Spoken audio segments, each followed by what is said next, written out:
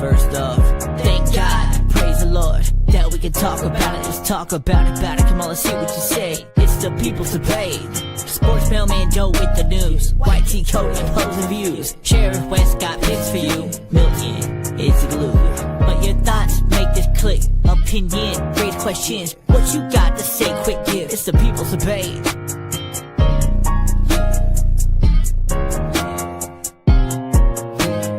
It's the people's debate.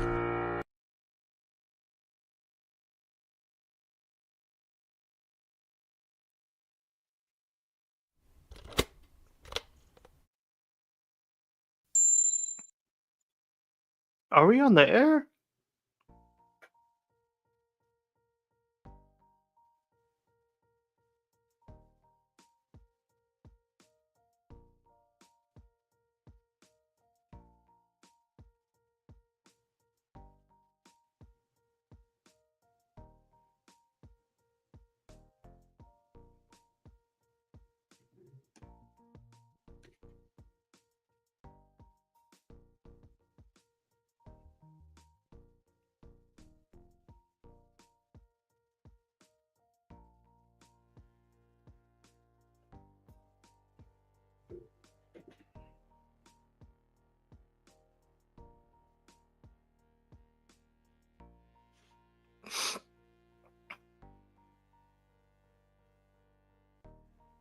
Technical difficulties. We be back with y'all. People. Yeah.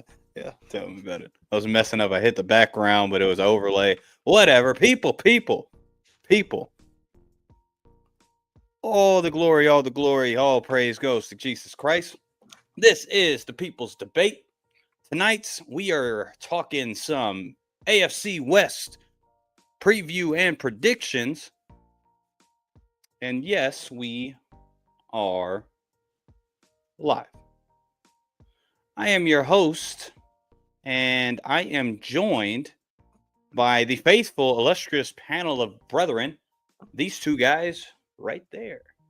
We got Joe, the sports mailman, in the building, and of course, the always controversial White T Cody, also in the building. Fellas, thank y'all for joining me. Much appreciated. And people that are out there right now, thank you for joining me. Make sure you don't forget to like the video, even if you're on your way out. It's all good. You can just go ahead, hit that like button. If you're not subscribed, hit the subscribe button. It does the channel a solid. It does me a solid. And you should really care about other people. But nonetheless, much appreciated for you all that are watching this live. Make sure you tell a friend to tell a friend to tell a friend. And if you're not live, again, please subscribe to the channel. We love input, comments. This show is made for the comments.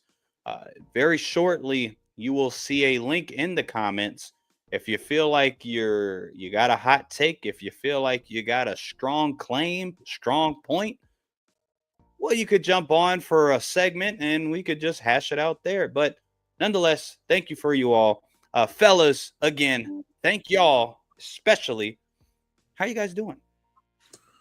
Shoot, doing good, man. Another week closer to week one.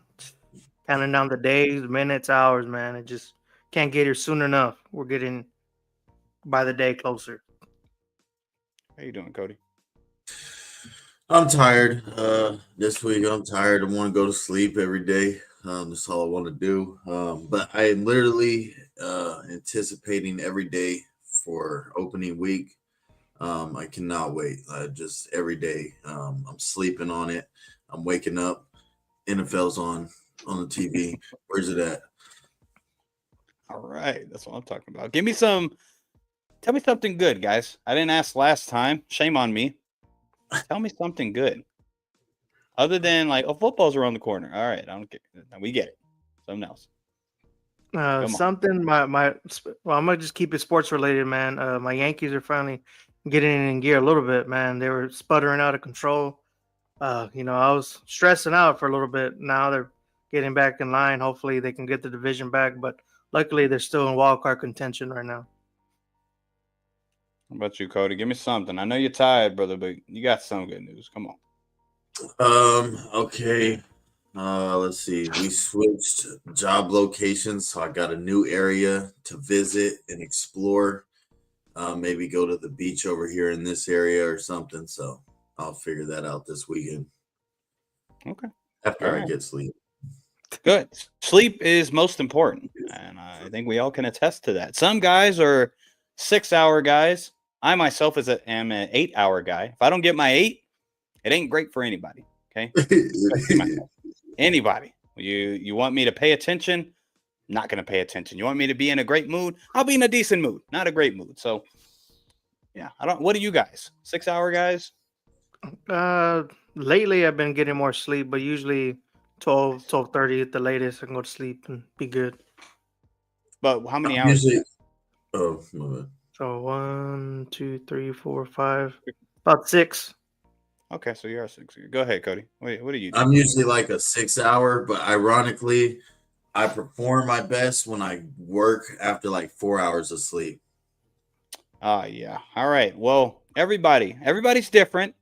But if anybody continues the 4-hour sleep method, which is like on TikTok and all these motivational speeches, you normally get dementia later. So studies show don't get 4 hours, but for a season, go for it. Okay. Just don't make it a habit. Okay. I want you to remember me when you get older. Shane always loves Joe, the sports mailman. Appreciate you, Shane, for the comment. Who is that, Joe? Nah, it's my cousin, man. Always showing love and stuff. Don't Feeling ask. like a secret admirer or nothing. Nah, it's just my cousin, man. Yeah, good. Well, much appreciation to you, Shane. I believe he's been here, so he better be subscribed. That's just a slap in the face. And you don't really love Joe because he's part of the people's debate. So, yeah, make sure you get that figured out. All right, fellas. Well, before we get into our AFC West talk, of course, we have Joe, the sports mailman. He is going to deliver us some news. But again, people that are just joining in, or people that come back later, or whatever the case may be, the comment section is for you. You are able to use the comment section. I read almost every single comment that's at least somewhat relevant. Some I still read, but I try to make it relevant to what we're talking about. We'll go over it. We'll answer it. And again, in the comments, it also has a link. That link joins up to this. If you feel like you have a strong take, a strong claim, a strong evidence, you want to refute one of us, by all means, this is the people's debate, and it is for you. But I talked enough. Joe, the sports mailman, will deliver us some good old news. Oh, yeah, Cody. Well, give it to Cody. All right. Sorry, Cody. Cody's going to be like, I have no news today. Alrighty, everybody. This is your boy Joe, the sports mailman, giving you the updated weekly news. If you're not looking on ESPN or all among these other sites. So everybody's wondering what's going to happen with Rasheed Rice. So we got some news earlier this week that the NFL is going to have a disciplinary meeting with him September 30th. So that means he's going to at least play the first 4 weeks. Then we're going to find out what his suspension might be like. If Jordan Addison got 3 games for what he did, Rasheed Rice more than likely is going to get 6, what I'm thinking. But I don't know what y'all think about that, fellas. You're probably exactly accurate. Yeah, I have no idea. That should be weird. Mm-hmm. Yeah, it's crazy. Like the Chiefs get a little favor yet again. You know, your top wide receiver is in trouble, stuff like that. Usually, you're gonna get that suspension in the beginning of the season. Not gonna happen after 4 weeks of the NFL season going on. And if you look at their starting schedule, yeah, I'm telling you, if this were the Patriots, this would be you got to think about schedule this now. gate. New Heights podcast. Who's usually on that? Travis Kelce. Who did he have on? His girlfriend Taylor Swift. They announced a new album. I'm not saying something, but dropping a new album. The NFL might be in bed with her to make sure the Chiefs are back on top once again. But don't buy the album. Don't buy the album. I'll get a banner. No, just veto Taylor Swift. It's going to be the NFL soundtrack. Eventually, they're going to make Taylor Swift replace Carrie Underwood. I would not doubt that. I will be pissed off. I don't like either one, but that's back Hank Williams. Okay. right. But moving on, man. So this week we're finding out who's going to be the starting quarterbacks for several of these teams. So none other further ado, the Cleveland Browns announced Joe Flacco is going to be their starting quarterback. We all knew that was probably what was going to happen, at least at the beginning of the season. Are you surprised? It was kind of like nothing out of the ordinary with Cleveland with Joe Flacco. No, not surprised at all. Everybody predicted it. People wanted to make it seem like preseason just meant so much. Joe Flacco, this is his job. Mhm. At least, like you said earlier, to start with, it's his job. Yeah, Joe because I wonder what they're gonna do though with Shador and Dylan Gabriel, because you do have Kenny Pickett as well on there. Like, you drafted these guys in the 3rd and 5th round. You traded for Kenny Pickett, so I don't see them carrying 4 quarterbacks going into the season. So one of them's gonna have to get dealt. I don't know how you trade for Kenny and then you just release him. That'd be kind of idiotic. Well, it's the Browns, so they still might. Bro, it's not like they're a playoff team, bro. Why do you want to try to start Joe Flacco? What the fuck is he going to do for you? Yeah, maybe if you had a chance in the playoffs or something, bro, let Shador or some other rookie try to figure it out, bro. This is the perfect seasons while have really no potential at all. I think it's to show the floor. I think the highest floor is going to be with Joe Flacco. Joe Flacco still possibly has the best arm of all of them. Go ahead. I get that. Yeah. But this is the same exact situation the Patriots were in last year. Why the fuck you gonna play Jacoby Brissett 12 games just to fucking go, 4-8? Go ahead and put Drake May in, bro, and let him get established. And then now you really wished in hindsight they did that last year, and that's exactly what's gonna go on with the Browns. You're gonna go fucking 3-9 with Joe Flacco. Joe Flacco's either gonna get injured or they're gonna be like, all right, it's time to switch it up. Let's put in a rookie. The rookie's going to do good. And, season over. You know what I mean? I think they just want to see what they have with the surrounding pieces. I actually, don't get me wrong, I was semi-wrong on not playing Drake May at all. But I'm not mad that we played him later. Because what if our offensive line was bad? But what if it was even worse? And we put Jacoby Brissett in a lot of bad predicaments where he was roughed up in a lot of the games. So I'm not mad at it. I just think they're trying to see what pieces make the most sense under Joe Flacco leading as quarterback. No matter what, I think we can all agree by the end of the year, Joe Flacco's not going to be the quarterback. But Cody, I get you. You don't think that's in the best interest of, I guess, maybe seeing what you have in the quarterbacks. But I do. I think if you put somebody out there too early, you can break their confidence. I think you kind of want to see like the strong points and during like the training camp or the practices, see who's kind of taking that lead. Yeah, but what I would say, the only thing I would want to try to start a rookie quarterback, one of the two early, because they're probably more than likely going to be bad yet again. Then they have the Jaguars pick. So one of those 2 picks will probably be a high quarterback taken. So if you could try to see if one of these guys can be decent enough and say they're really waiting on Arch and he doesn't come out this coming year, we'd be mediocre this year and next year, load up on picks and just try to give the franchise to Arch in 2 years. I know that they're one of the teams they're trying to see when he's coming out.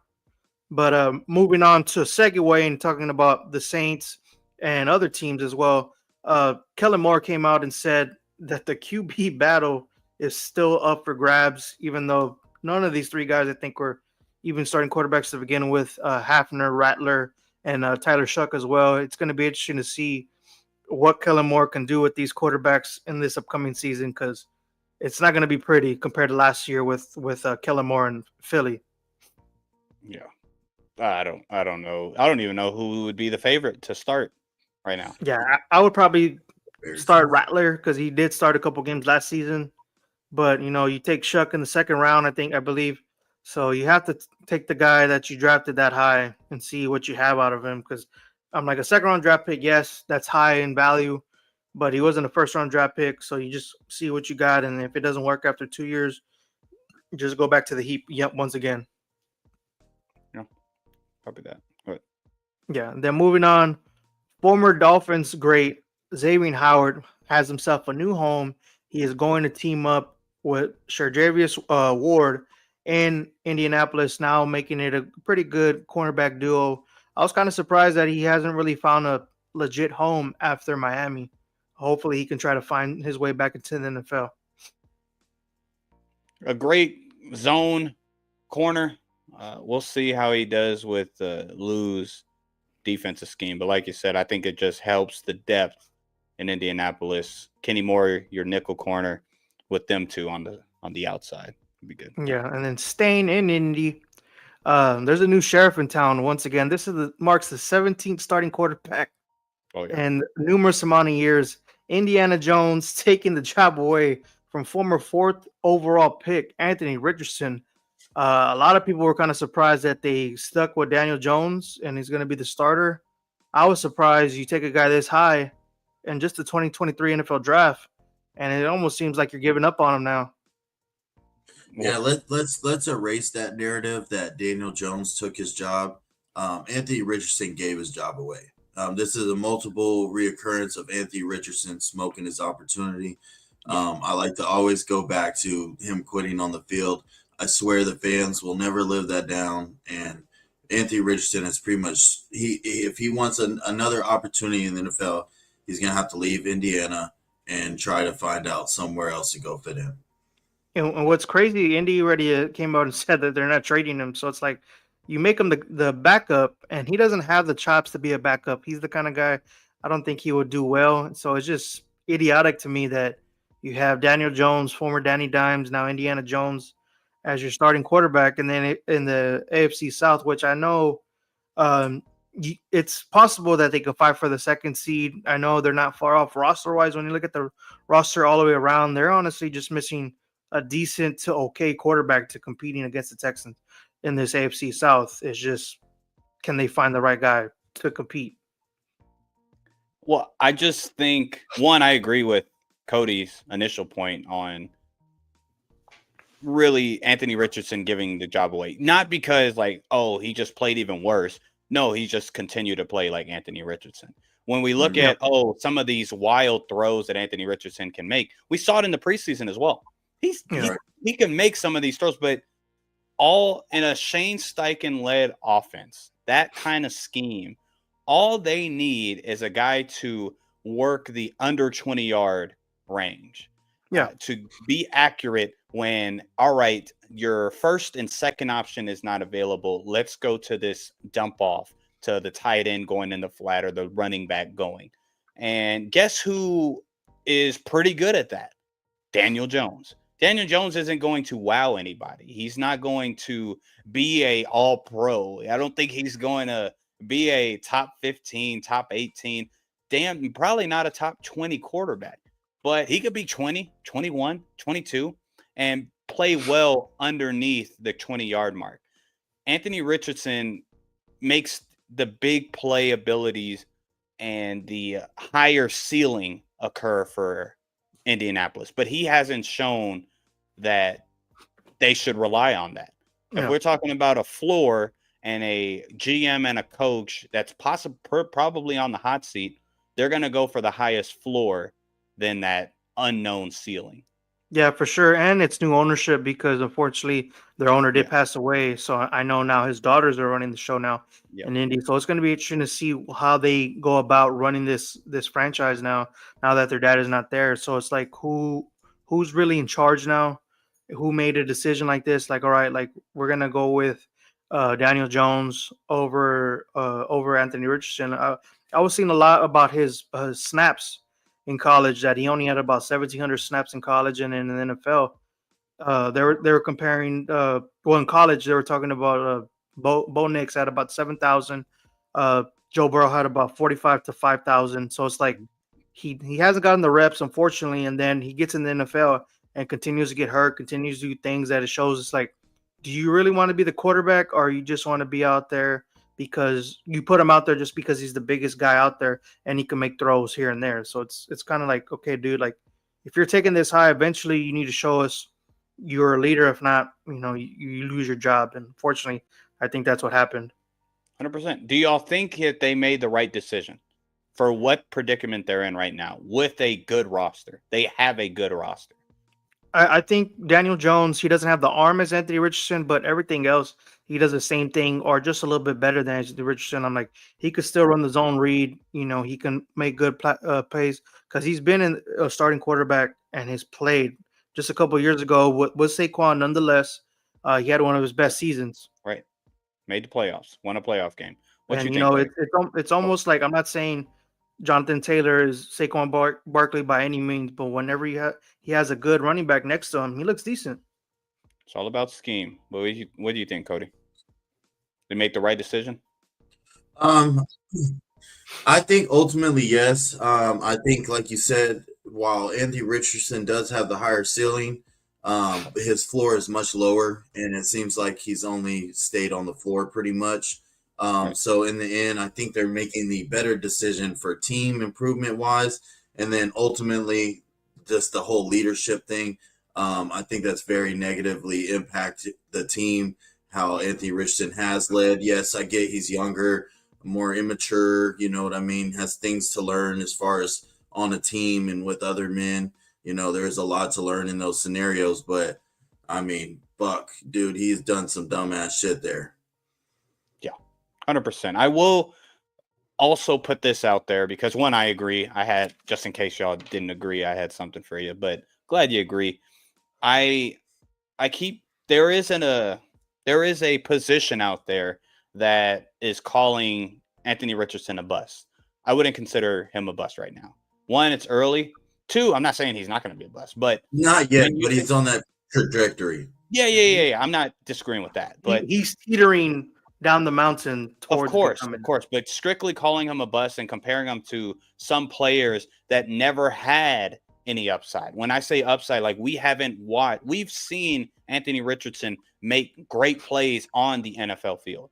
There are some quarterbacks that we have never seen that, and they were overall 1, 2, 3, 4, 5. So I wouldn't put him in that category just yet.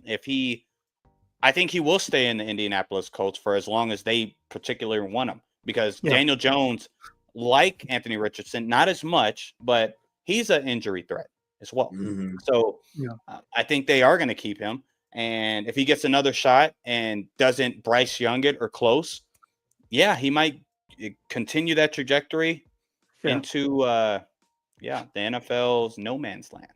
I'm like, maybe this is what he needs as a wake-up call, kind of like what happened with Bryce Young. They benched him, and then Anthony Dalton gets hurt, and then he comes back and he changes it around. And I'm like, hopefully this is what he possibly needs. I'm like, Daniel Jones goes in there and just shits the bed, so to say, and Richardson shows a little bit of his prowess that we all think he can be, because him in that preseason game, there was one play where he's going to his left. And I remember he just throws it over the field to the right-hand side of the field. And it's like he just throws the ball in a bucket. Right. And I was like, dude, I'm like you show this, and it's just puzzling to me. It's like you see the skill there. You see the ability there.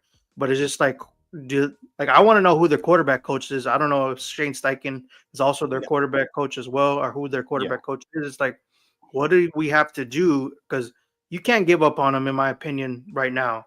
Because you invested so much into him already, and then you're gonna have to do this all over once again. That's just gonna be done. Well, I think again, it's mainly because Shane Steichen isn't clear.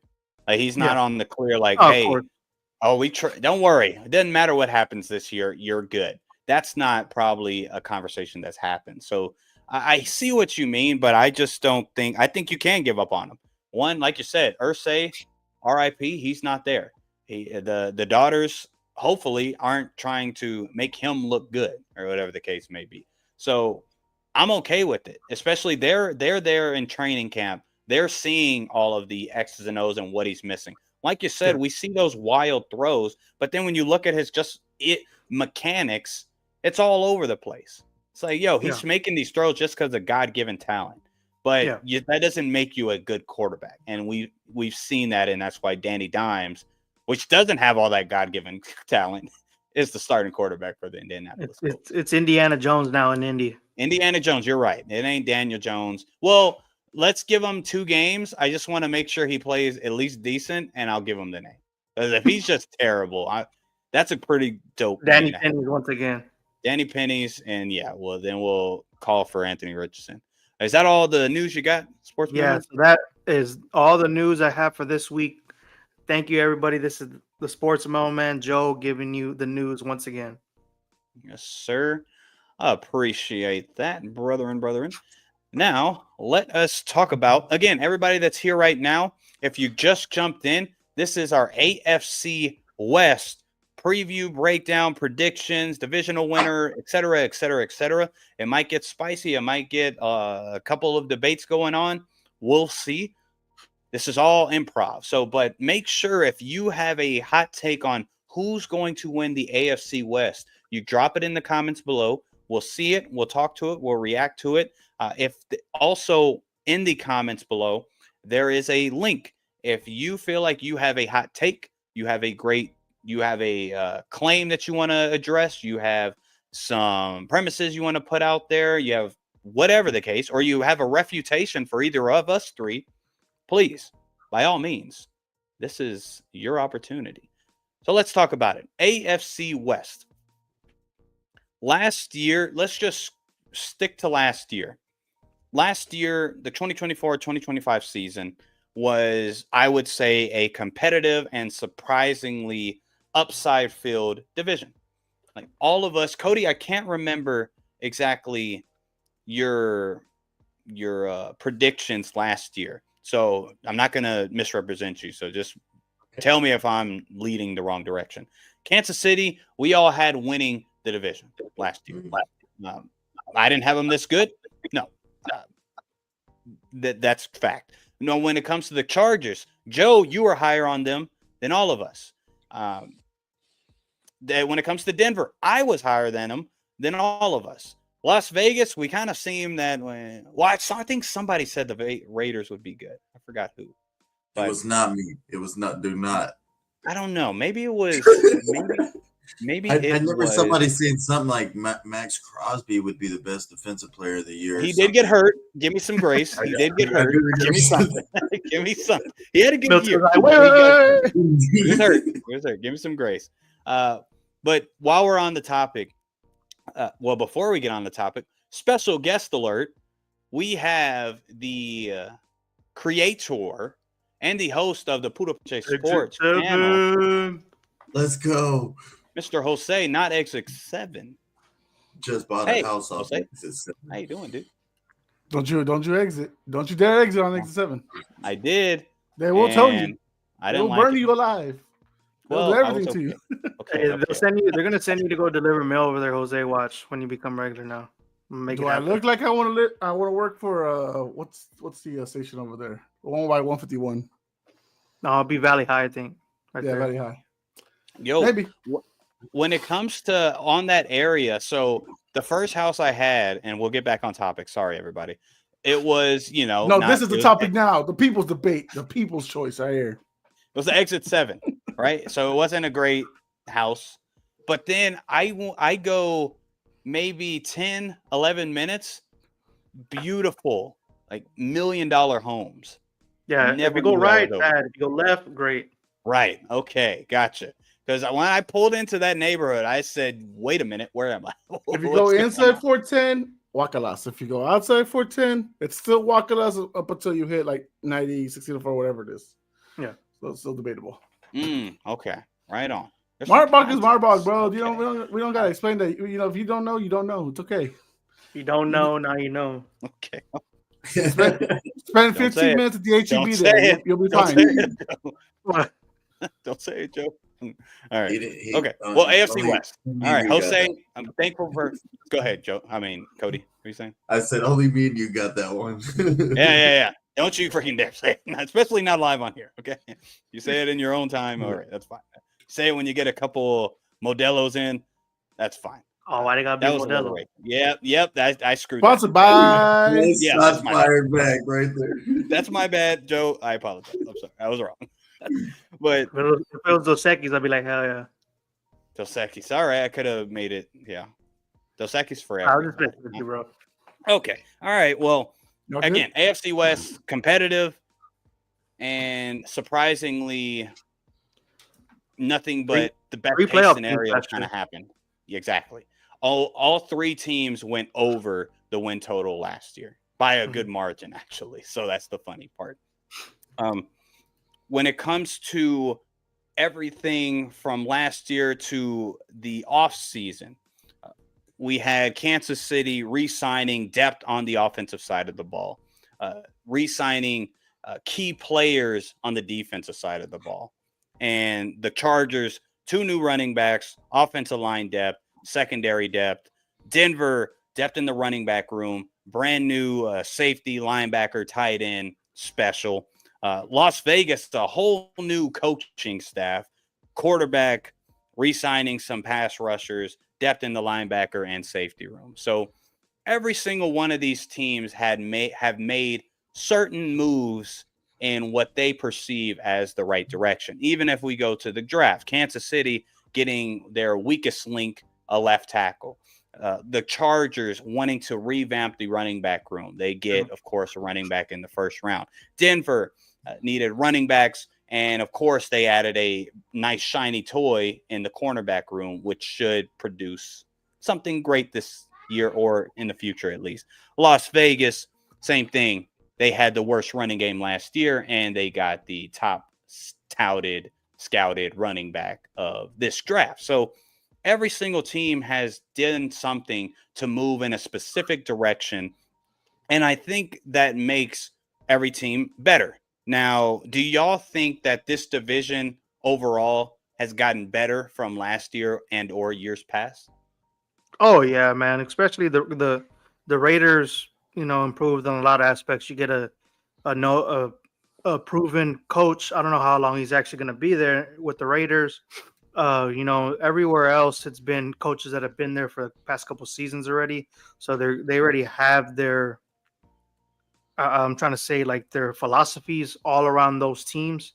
So now you're seeing like the fruition, like, with Denver, you're starting to see how he gets his guys in there now. Sean Payton got Bo Nix, some of these other guys. Now they turned it around. Harborough, he got the guys he wanted. It changed real fast after one season. Andy Reid and the Chiefs, you don't have to say anything about that. Okay. Do you agree, Jose? Like that all the division as a whole has gotten better? Yeah. I mean, overall, last year, some teams overachieved from what they succeeded. Now, maybe this year, maybe they'll look more down to earth. But overall, like the coaching, the team aspects, the philosophies of a lot of these teams have changed for the better. Because otherwise they were just getting dog walked by the Chiefs every year. And now it feels like, all right, now we have a competition every year. Now, does it mean that the Chiefs should not be favored? Of course not. But it does mean that it does get a little tougher rather than them getting a 6-0 easy streak. Yes, 100%. To the question that I posed to you, brothers, Chris Velasquez, thank you for being here, bro. I hope you're subscribed. If you're not, subscribe right now, okay? I'll keep reading your comments because of this next comment. Patriots hot garbage. All right. Well, it's okay. It's okay. I don't know who your team is, so I can't say anything. Oh, okay. If you look at the next comment, you'll see now. Raider been deflated. Chris, if that's your team, you got nothing to say. Come on. Nothing to say about anyone else. Come on, Chris. Oh, he said he's just subscribed. Right. So appreciate you, Chris. Appreciate sleep at night, Chris. I can sleep at night. Thank you. For now. Stick around. We still have to, if you're a Raider fan, we got some takes that you might love to hear, might not like to hear. Now, if we go by like a team by team breakdown, let's go from bottom up. How about that? Hold on. The Raiders. Oh, my team's the Steelers. Well, you're lucky you got the 6, but y'all could have more if it wasn't for y'all got no rebuttal. We can't talk about the team's rings. The Patriots. Get a playoff win. Get a playoff win. That's all I say. Playoff win. We have a wait. We have a more recent playoff win than they do. Actually, our last playoff win was the Super Bowl. So that's more recent, yeah. Okay, was the Steelers' more recent one, but AB and Le'Veon Bell was on the Steelers got like 50 years of excellence. So well, if you only have 6 rings of 50 years, it's not excellent. Cody. Cody. How long the Patriots been around too, though? They've been around a good 50. Cody, yeah, they have. But And Cody, my lifetime, 6. yeah, I've actually seen the 6, right? Yep. We didn't Six. what Pittsburgh Terry? has it. Oh, they saw Terry Bradshaw I'm win not those here to 4. defend They it. saw I'm not Terry here to Bradshaw defend won. it. Okay, yeah, you're right. They saw Terry I'm Bradshaw. so win 4. happy when Jose's here because you guys love to pile on a humble old me, and Jose takes the other approach, and I love it. I had the Thank you, Jose. Thank you. All right. Well, let's stick from the bottom. So Las Vegas, again, like we said, had a bunch of coaching changes. They had a breakout superstar last year in Brock Bowers. Of course, their defense, very okay. Thank you, Jose. Thank you. It's okay, Chris. We appreciate your opinion, but you better watch it. All right, we got Jose here. He's like, I'm humble. I'll take it. I'll take it. I'll bring the Puro Pinche Nasty on this fucking channel. Trust me. Yeah. Please don't. I want I have some no nasty. beat button. So let's try not to. I gotta get some of those. But when it comes to Las Vegas Raiders, all the offseason was kind of like y'all said, changing the philosophy of the team, changing the identity of this team. Pete Carroll brings a whole different swagger to a team, and typically it shows in wins. Typically, just depends on the context and what kind of team he has around. Him bringing Geno is definitely what he would consider a chess move, because obviously that was his quarterback before he semi-retired. Yeah. When forced out. Yeah. When we look at Las Vegas, moving up in the office, right, forcefully. When we look at Las Vegas, the offensive line, I was on record saying this is why, you got to have some kind of humility. I was on record saying the offensive line is absolutely terrible. It's not. The running back room was absolutely terrible last year. That was it. When you actually look at the numbers, well, the offensive line did their part to an extent. Quarterback play was terrible.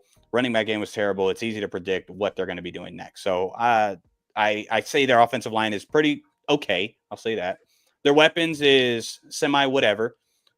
If they're going to be banking on Brock Bowers, Ashton Genty, and what upside, what ceiling have we not seen the ceiling with Geno Smith? Now, Cody, I'm going to ask you, brother. Do you think we've already seen, because you're actually decently high on Geno Smith, do you think we've seen the ceiling of Geno Smith? And is that going to, well, let me just ask that question first. I think we have. I think he's, Geno's a great system role-playing quarterback. Like, he doesn't, make the system about him, but he can fit in a lot of systems. I feel like a few different ways and play somewhat decent. So I do think we have seen his ceiling. I don't think he's going to be like better than he was with the receivers he had in Seattle. But I do think he could perform up to that standard. Right. And him playing at the standard that we've seen him, even if he plays a little bit below whatever the case may be in his best year 2 years ago, that will provide more wins and or at least more competition on the offense. Of course, we can all agree. Yeah, he will be more productive than who they had, O'Connell or whatever last year. Right. O'Connell and Minshew. So let me ask you, Jose, what do you think the strengths would be for the Las Vegas Raiders for this upcoming year? The strength, last year we were praising the defensive line. We were thinking, hey, we're Christian Wilkins, Matt Crosby, they're going to dominate. They're going to be a force. Obviously, some kissing scenes happened during in the locker room and some tipsiness that led to Wilkins' exit. But the strengths right now is going to be literally, and no one's going to like it, it's going to be following the game plan behind Ashton Genty. That's literally going to be their biggest strength. I don't trust their secondary. The line still has questions. I want Max to be fully healthy. I know he just got a new contract, but we still have questions about the D line. And of course, they're right now one of the teams hoping to get Trey Hendrickson. And they're a team that I think that would be willing to give up a lot to get him, but let's see how that goes, right? But as far as what they have constructed right now, 2 tight ends sent. You got 2 back-to-back tight ends the last couple of years in Myers and Bowers. And then you put that with Genty, I think you'll be fine. You limit Geno's having to throw it because let's be honest, other than Bowers and Jacoby Myers, you don't really have anything going on for you on offense. Jack Beck hasn't been working out that well this offseason. It is rookie year, so we'll see how he develops. But right now, it's going to be sadly heavily favored on Ashton Jeanty. And the reason I say sadly is because that just means he's going to have a short run in the NFL to me. Okay. Very hot take. I'll say that. Cody, biggest weakness. I know Jose kind of went over like the secondary is not great. Would you second that? Would you say that's their biggest weakness, or do you find another one?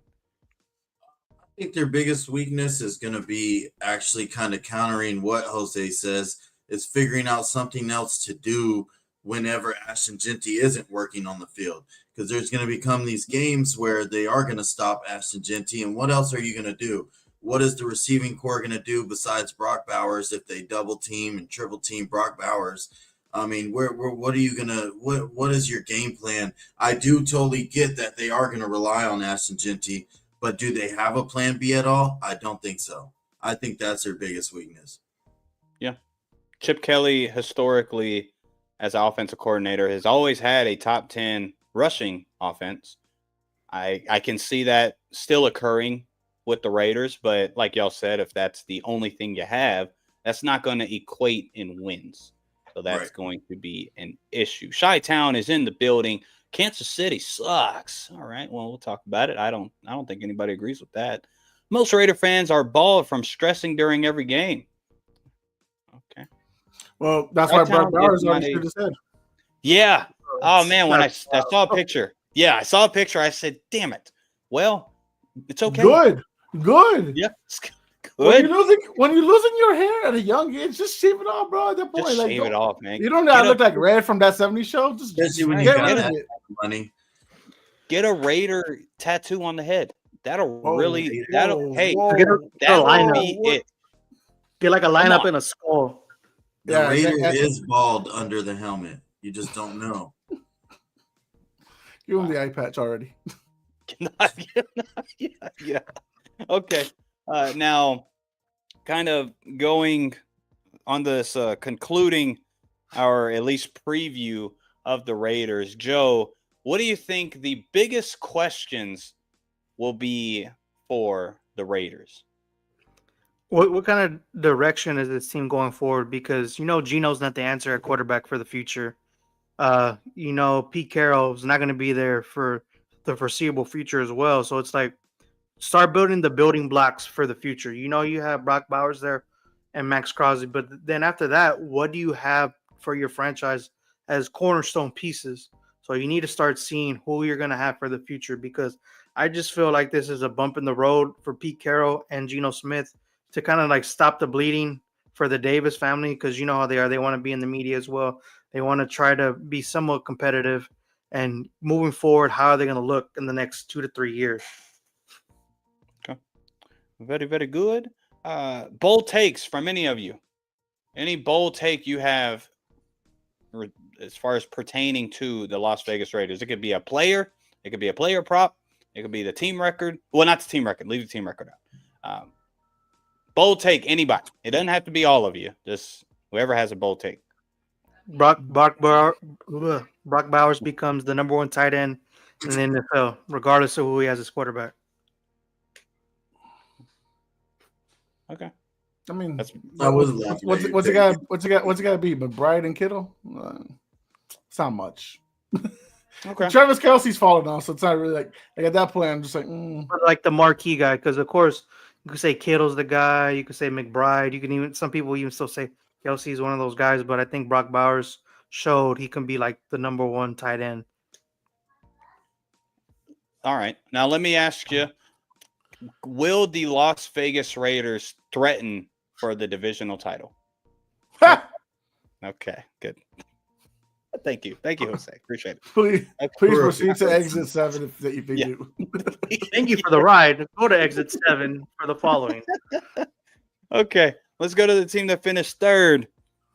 I was so happy that I wish I was a little bit more bold last year and predict. Trying to actually give them close to this record. I was one of the most high on them, but it wasn't Yeah, I didn't even see this part coming. So the Denver Broncos last year finished 10-7 in Bo Nix's rookie campaign. Second best rookie quarterback. No big deal. Nobody called it. Nobody said Bo Nix was going to be good. No one did. I didn't hear it. But anyways, with Bo Nix, not Bo Nix. Sorry, the Denver Broncos. Well, I'll go over this real quick. So the strengths of this team of this upcoming year, of course, the easy answer is going to be defense, right? Right.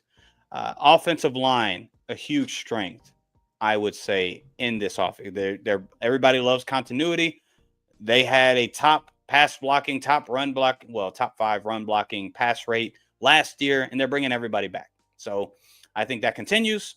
Even looking at their competition, don't see anything barring injury. They actually have a couple depth pieces that I like. So we'll see about that. But offensive line, defense, and I'm going to say it, the Sean Payton effect. That's what we're all witnessing right now. That's one thing that my brother over here hates Sean Payton for whatever reason. I don't know if he's going to come around, but we'll see this year, because I'm pretty sure you're going to say this year was a one-off. We'll see. But Sean Payton, the whole Sean Payton effect is occurring. Last year, I was high on all of the coaches that they brought in last year, as far as Pete Carmichael, reuniting with Sean Payton on the offensive side. And we saw the fruits of that, in my opinion, unless Bo Nix is just that damn great, which he could be. If you look at the offense around him, the wide receivers, if I had to ask you fellas, the weakness of the Denver Broncos, I think we would all collectively say playmakers on the offensive side. Correct? Or if y'all could add to it too. It's okay. For Denver, I was just wanting them to get a marquee wide receiver. That was my big gripe, and they still didn't address that to me. But you get Evan Ingram, you re-sign Cortland Sutton. They do have some other younger guys that they've had. They're trying to see if they can continue their progression. Mm-hmm. But they're continuing with RJ Harvey for the future. They drafted him in the 3rd round, I believe. So hopefully this offense, gets going, because the defense is gonna do what it did last season, continue on it with the Funga and the other guys that they brought in. So that's the only thing with me. Weaknesses, Jose, you got anything different? Because I'm pretty the collective answer is really wide receivers, which I could agree to. Yeah, I mean, the wide receiver room, I know they just traded away Vele to the that Saints. pissed me off. I'm not gonna lie. Which is nice, because at least they stole a 4th round pick from them. So I mean, that's pretty smart, especially if they feel that good about Troy Franklin and Pat Bryant. They like that guy. Well, Troy right now is wide receiver 3 on their depth chart, so we'll see how that goes. Mims 2, and of course Cortland Sutton, who they extended this year, is 1. Of course. When you look at everything else on that Denver Broncos team, yes, wide receiver is the easy one. But let's just be honest, running back, that should be a question too. J.K. Dobbins, as much as I love the kid when he's fully healthy, 6 yards per carry, he's also a guy that's more in the ER than he is on the actual field. So I have a lot of concerns. Now, I know RJ Harvey is a guy that they're looking for, that big burst, that, the speed factor and everything, pass catching, but we just don't know. And that's just a real question about overall, is Bo going to have to do it all on his own yet again, like last year? Make salad out of chicken shit, whatever the fucking phrase is. You know what I mean? But just in general, like this, the weapons is going to be a question mark. Obviously, Cortland Sutton's going to be huge. Evan Ingram, they just got from Jacksonville. Can he be the Evan Ingram of old? The guy that people thought last year was going to have a blossoming year, and he didn't have that at all. He had a very mediocre, very horrible season. Well, but that's only because of injury. You could admit that. Right, but I mean, overall, still, right? Everyone had expectations, and so now this year, it's the entire offense. I trust the defense. That's not a problem. They obviously got some good key pieces, but it's the offense overall. And also here, we talked about it a little bit, Milton. Bo's got a ceiling.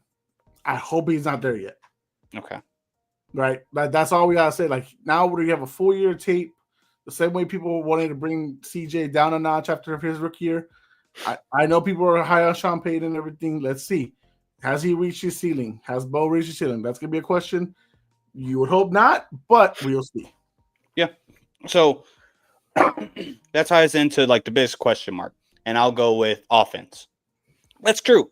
Wide receiver wise, Troy Franklin, again, why I'm so high on Sean Payton and the offensive coaches that he brought over.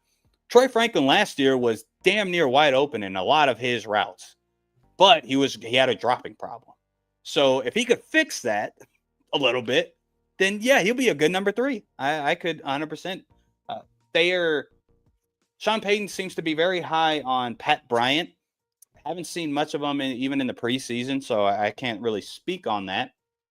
Marvin Mims, of course, is that gadget guy. Beat you deep. He could be one of those guys to really just ruin a defense's day just by being the way he is. Now, running back, I see where you're coming from. I do. But J.K. Dobbins, last year, he was nicked up a little bit, but he still had a good amount of carries. He still had a good amount of volume, and he still was efficient with that volume. He was I guess you can say, utilized as almost an every down back if Gus Edwards obviously wasn't there. It just depends on the I guess where they were on the field. So I don't think that Sean Payton is going to utilize him in that way, which I think can get the best out of J.K. Dobbins, because when we talk about that speed factor, R.J. Harvey, but Audric Estime as well, speed factor wise, they kind of canned him last year because he fumbled once and they just canned him. So I hope they don't do that again, because I think he can provide another spark with an R.J. Harvey. They still have Jaleel McLaughlin as well, and I think he's a nice entry piece, extra piece that you add on the field every now and again, and it'll be okay. So I think running back room, it's not like a star-studded running back room, but it's a deep running back room. And a Sean Payton offense, that's what he wants. He wants to be able to utilize these guys. Evan Ingram, yes, he was hurt last year, so it was a down year. But as far when he was on the field, he was still getting 10 targets, 6 targets, 7 targets, 8 targets. He was a highly targeted tight end. It's just sometimes it was Mac Jones, not the greatest quarterback, and he still had a competent year for when he was on the field. I'll say that. So if he can stay on the field, just like Sean Payton wants, just like he's calling himself, he can be the joker of that offense. Sean Payton loves those kind of gadget guys. What was the quarterback, tight end, fullback? What was that guy's name? Taysom Hill. Yeah, Taysom Hill. He ain't going to throw the ball, but he could be something like that. He loves those kind of players. So he might. Good. Watch for that trick play. He might. Yeah, we'll see. I never seen him throw a ball. He might be good at it. I don't know. Have y'all seen A.J. Brown throw a ball? Look pretty good. Pretty good. Come to the Patriots. But yeah, that kind of goes over everything as far as strengths, weaknesses, biggest question marks when it comes to this upcoming season of the Denver Broncos. I think really high of them. I think there's every little small niche that they could have got better at, they did. Now, wide receiver and the offense, we'll see. But I believe even last year, when Sean Payton gave kind of the keys to Bo Nix, he showed out. Bo Nix actually provided that upside that people just thought, well, he's only going to be good if this is good, if this is good. The offensive line is good. That's all Bo Nix really needs. That's the main thing. Now, playoff-wise, how far they can make it in the playoffs, that can become an issue. But we'll see. To be determined. Now, fellas, same thing I said for the Las Vegas Raiders. Any bold takes without, like, records and all that, but bold takes when it comes to the Denver Broncos. Player, team overall, they're going to rank this, whatever the case may be. Positive, negative, doesn't matter. Bold takes that you're going to stand on, though, so don't just say nothing crazy. Please don't. The defense is going to carry them because Bo's going to take a little bit of a dip because he's in his sophomore slump. Yep. Okay. The take I'm going to stand on is that whole sophomore slump thing y'all stood on last year about Stroud. That's what's really going to happen to Bo Nix. Bo Nix is more of the type quarterback. I said that shit right now. Yeah. I literally said that, Cody, right now when you were away. I literally said that he's probably going to take a little hit, the same way people said about Stroud. The same way. Yep. Okay, But well, see, let's. Stroud's drop off, so called, wasn't like y'all were predicting. That thing y'all were predicting, I feel like is more going to apply to a Bo Nix. I mean, I didn't predict it, but Yeah, Jose thought he was going to be MVP caliber, so yeah, I'll give Jose that benefit. Yeah, Was I didn't wrong? think he was going to fall off or nothing. I just and well, let's do some. Let's unpack that real quick because I disagree with you guys. As far as sophomore slump, one, I don't like the comparison to CJ Stroud because Cody, I'm on record. I've been saying this. CJ Stroud fall off was not on CJ Stroud. His offensive line was terribly just play terrible, and also they were hurt. The wide receivers were completely hurt. And don't get me wrong, he held the ball a little bit too long, but after you start getting hit so much, that happens. So yeah, I told somebody the other day, you find me another quarterback who had a 50 sack season and performed as good as CJ Stroud did last year. Right. You won't find it. And that's a history of NFL. Not talking about 2-year quarterbacks, 10-year quarterbacks. Hey, what about Caleb? Caleb had a better year. I don't know. I'm just kidding. That's a stat wise he did, but we watched it. I got you. But compare like a sophomore slump. Let me ask you guys: do you think Jaden Daniels is going to have a sophomore slump? Yes. Simple yes or no. Yes. Compared to last year, yes. Yeah, he's not going to play as great as he did this past season. Okay, and what gives y'all? I think he'll have more of the CJ Stroud. Terry hasn't been playing. Huh? Terry hasn't been there. Okay, so it has to do with somebody not being there. Now, when it comes to Bo Nix, why? The offensive line is fine. Because now I mean, you can always. It's easy saying. You got tape on them now. You got tape, and that's going to be a little different. It's a lot easier. And this is what people were saying about. This is what people said about CJ Stroud. It's a lot easier when you don't have tape, and you let that stuff go, and then the next year they come and humble them. So, however, that's how people said it. Alex was one of them. He didn't have Stroud as a top 10 last year. So I'm not saying that Bo can't be top 10 caliber guy. Sure, I think I had him outside the top 10, but now you got tape on him. But you're right. They buffed up a little bit on the offensive line. That's still their primary focus for Sean Payton. But there's tape now, so we'll see. Okay. So and in the playoffs with the Buffalo Bills, the way they squashed them, that's the tape most people are going to use right now to try to get to Bo Nix. Yeah, but what was the reason why when they got squashed both times, Baltimore and Buffalo? What was the main reason? It was the defense let the running game just beat the brakes off of them. And the quarterback, Josh Allen, don't get me wrong, Josh Allen, Lamar Jackson, MVP 1 and 2. They just had the most efficient game of the year on the Denver Broncos. So Bo Nix didn't play, great against them, either one of them, but the pressure was there because of the lack of running game. So if the running game is still a non-factor, you guys could be right.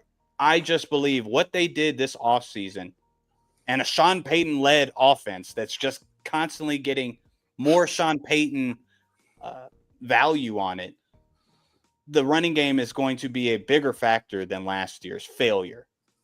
If the running game's there, Bo Nix, I completely disagree with you guys. I think he actually has a better year this upcoming year. Running game is definitely has to be there, though. I agree. So then let me ask you this. Would you say Jaden Daniels has a sophomore slump and Bo Nix doesn't then? Say it again, bro. I'm sorry. No, because we're talking about like Jaden Daniels having a sophomore slump possibly. So would you say he'll have one more than I don't think so. No. I think his offensive line got better. I think he's going to be called to do more, and he's going to do more. I think the defense, this is off subject, but I think the defense isn't going to be as good at all. Yeah. I think it's actually going to play just as it did last year, but the statistics aren't going to fluff it up. And he's going to be called – the stats are going to exceed because of that as well. So, no, I don't think he's going to have a sophomore slump. Get in that left tackle. Nah, I think he'd be good. Let's see. Hold on. The Broncos take a leap and win the AFC West. That is a Broncos fan. He's been a Broncos fan. Thank you. Put it up there 2 times. I would think you were a Broncos fan. He's a No, bullshit. I just had to. I didn't read it last time. Well, Side- he is a Bo Nix fan, a Bo Lever. Oh yeah, I'm down. Yes, I will defend Bo Nix for sure. That's the next quarterback in line for him to love after You're Brock darn Purdy. skip. It depends how this year plans out. Don't get me wrong. If he falls off a cliff, he falls off a cliff. It's gonna be like that Toy Story meme when he's dropping the toys. He's gonna be like, I don't want to play with you anymore. Maybe. Right now, I just got Brock Purdy in this hand. I'm waiting on another guy in this hand. We'll find out who that is. Chi-Town, if you're not the balding begins Raiders Vegas phase. Chris, I think it's because Alex. They're like talking to each other in the chat. He's not bald. Yeah. Gotcha. So much real talk from someone with that hat. Probably me or you, Jose, said something good, and he is still not respecting it. It's all right. The only ones with hats. Appreciate that. What a great conclusion you came to. Right. Oh, we got another guest before we move on to the Chargers. Let me bring him up. Another Pudo Pinche sports legend, Mr. Chi-Town. Thank you for gracing us, brother. He's like, man. I need to get on here and talk to this guy, Chris. Nah, he's got done coaching. With one leg, hell yeah, man. Yeah. Heard you did a great punt. Good job, dude. Yeah. I punted better than some of the guys that are on this panel right now, and that's with 2 legs. Damn it, Jose. You're the only one, Jose. You're muted. You got last in everything. Jose beat me by 4 yards in the punt. Jose, that's a loss. No, the kickoff, not the punt. Wow. Still. Y'all are crazy. Man, right. I never said I was a good kicker. I wasn't James who was calling out Marco, and then Marco hits a beautiful 75er. So it's not my fault. Yeah. Dang, 75er. Nice. Oh, but doesn't he plays soccer though, right? No, he was a kicker in high school. He's a kicker. I was gonna say that's a little racial, Joe. But James was talking shit to him to begin with, and then Marco kicks it, and that shit goes. Nah, but then he deserved it though. Right after he threw a ball, he looked like Brucey. Oh, you know what? No one said Marco was a quarterback. It's because he loves Patrick Mahomes. Doesn't mean he can throw. That's true. I am a believer of that. I love Tom Brady. That motherfucker had me wide open on the last play, and he fucking threw a pick in the middle instead. Ruined everything. Poor Anthony Richardson. You want to add anything before we move on, Chi-Town, to about the Broncos? You disagree with any of us? Agree? Before we move on to the Chargers, I caught a little bit of what you guys were saying. I don't feel like the Broncos will take a step back. Some of the other quarterbacks that you guys were talking about, just because the way the team was set, like Sean Payton was able to bring his players in before Bo was like a starter, and that kind of like framed how Bo played this year because he didn't have to do that much, and the team was still able to win. With the other quarterbacks, some of those teams are still not set. You know, Sean Payton was getting like a lot of blowback because of some of the decisions he was making, and then by the time Bo got to the team, you know, people were expecting him to fall off, but in reality, that's just the way he set his team to be, and I feel like that team is set for the future. And like the other teams, like the Washington Commanders, that team is still not set. That's still not the way they want to run. They want to run their ship because look at their defense. Their defense is still bad. Yeah. So that's why I feel like Jaden Daniels will have a little bit of a drop off as far as the team wise, which is not bad. And I had the same thing as for CJ because D'Amico, his first year, he did a lot where like nobody expected. I was like, well, next year this team probably won't do as much, probably won't do as good because the team is still not set the way he wants to run it. You got to understand it takes a while for a coaching staff to bring in their people and bring in their players they want to run to fit a system. You know what I mean? And I feel like Sean Payton has already done that. I will say with the Houston point, I got you, Cody. It was mainly injury. We couldn't really say like everything. They couldn't get everything together. It was mainly injury. So they didn't have the depth, sure, but I mean, they still made the playoffs, won the South. I think it showed Houston more Texans how last year was mainly injury. Go ahead. I think it showed more how much better D'Amico than we thought. Is how good he had the defense playing, even though the offense got worse, and they still got to the same place they were the year before. That's a good point. I could agree with that, dude. So let's move on. Los Angeles Chargers last year finished 11-6. Again, also made the playoffs. Also going back to Denver, lost in the wild card. Jose, you already said it. To the Buffalo Bills, got spanked. Chargers got spanked by Houston Texans. So but the Los Angeles Chargers overseeded expectations, I would say, by most. Like, even people that, like my man Joe over here, I believe you had them winning like 9 or 10 games, something like that. So you're like close. 10-7, then squeaking into the playoffs. Still close. Yeah, you said sneaking in the playoffs. I remember that. So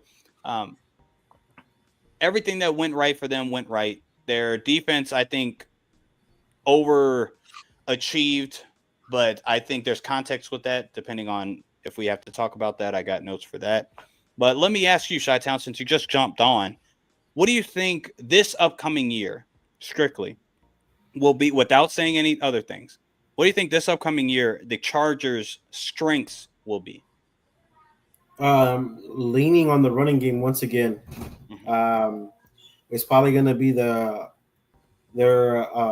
Achilles heel also, because if they get away from that, because lack of pass catchers could be a reason why they don't make the playoffs. I don't have them making the playoffs also this year, but I think they're one of the strong points is still going to be able to run the ball. Run the game. Okay, cool.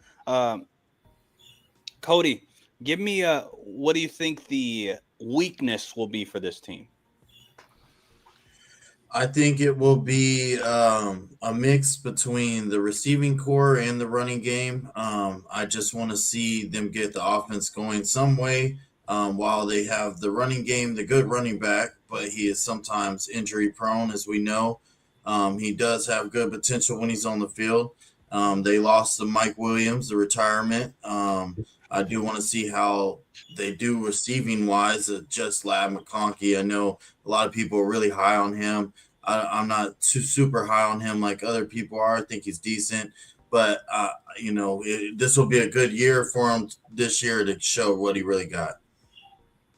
Okay, and putting it all together with the strengths and weaknesses, what do you think the biggest questions that need to be answered this year will be, Jose? I do think one of the biggest things I would be concerned about, this is year one without Joey Bosa. You let go of Asante Samuel, so that's defense. I do have a lot of questions for. I understand Khalil Mack is still there, but he's an older Khalil Mack, and he'll still be producing because I think that's just how good Khalil Mack is. Derwin James will still have his moments as well, but this defense really does concern me. I do think that this is a team that will not necessarily go back in time 2 years ago and basically allow 33 points per game, but it will be more susceptible to defeat. Now, this is where, the run game, you got Najee Harris, Amari Hampton. You got, if you can stay on the fields, and give your defense a break, then you got a shot. But I don't trust, Najee Harris, for anybody really. So, and Amari Hampton, we'll see how it goes. And they got Keenan Allen back. That's good because Quentin Johnston is horrible. He's really bad. So I think that's actually a really good move with Keenan Allen. No. Like, I get he's older, but even last year, the volume that he got and the efficiency that he played with under a bad offense. He's more reliable than Johnston. 100%. By a mile. Mike Williams, all of them. Like, he's a very good number 2 option that you could use in multiple ways. I know he's older. Don't get me wrong. I got that. But him and Lad McConkey, that's a good pair of wide receivers. But I think they're going to be missing out on some other things, losing Josh Palmer as far as the deep routes and all of that. So we'll see. Justin Herbert last year, I get, he only had 20-some touchdowns, but he had 3 interceptions. It was one of the most efficient years of Justin Herbert's career. How Sure. do y'all feel about that? For those who love Herbert more than I do, how do y'all feel about the fact that the coach basically reeled him back rather than letting him go off like in past years? Well, Y'all could go. with Herbert though, you were trying to see like if he could be a quarterback like that. Some guys can't reel it back in, and surprisingly, he's very, very coachable. You could see that. Yep. And less is more. He did what he needed to do to get the team to win. He used the run game. That offensive line is going to take a little bit of a dip because Rashawn Slater is going to be out this year. So I hope that they're going to tell him like, all right, well, with him gone, you're going to have to be a little bit more careful, but try to play up a little bit more because now you have Keenan Allen back. That McConkey had a good season.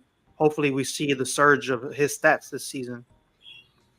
Yeah, I don't think of it as a problem because I guess the framing of it just depends. Like Harbaugh reeling him back. I don't think that's necessarily the truth. I just think that he wanted Herbert to be able to relax. Not everything is on you. You don't have to throw it 700 times a year. Yeah. And let us get this running game because that's going to give you a better passing game. And when you have to throw it, I want you to make those throws, which he did, by the way. Well, do you feel that was a detriment? Because once he got to the playoff game, the passing was very bad and very inaccurate, and that's where he threw those 4 picks.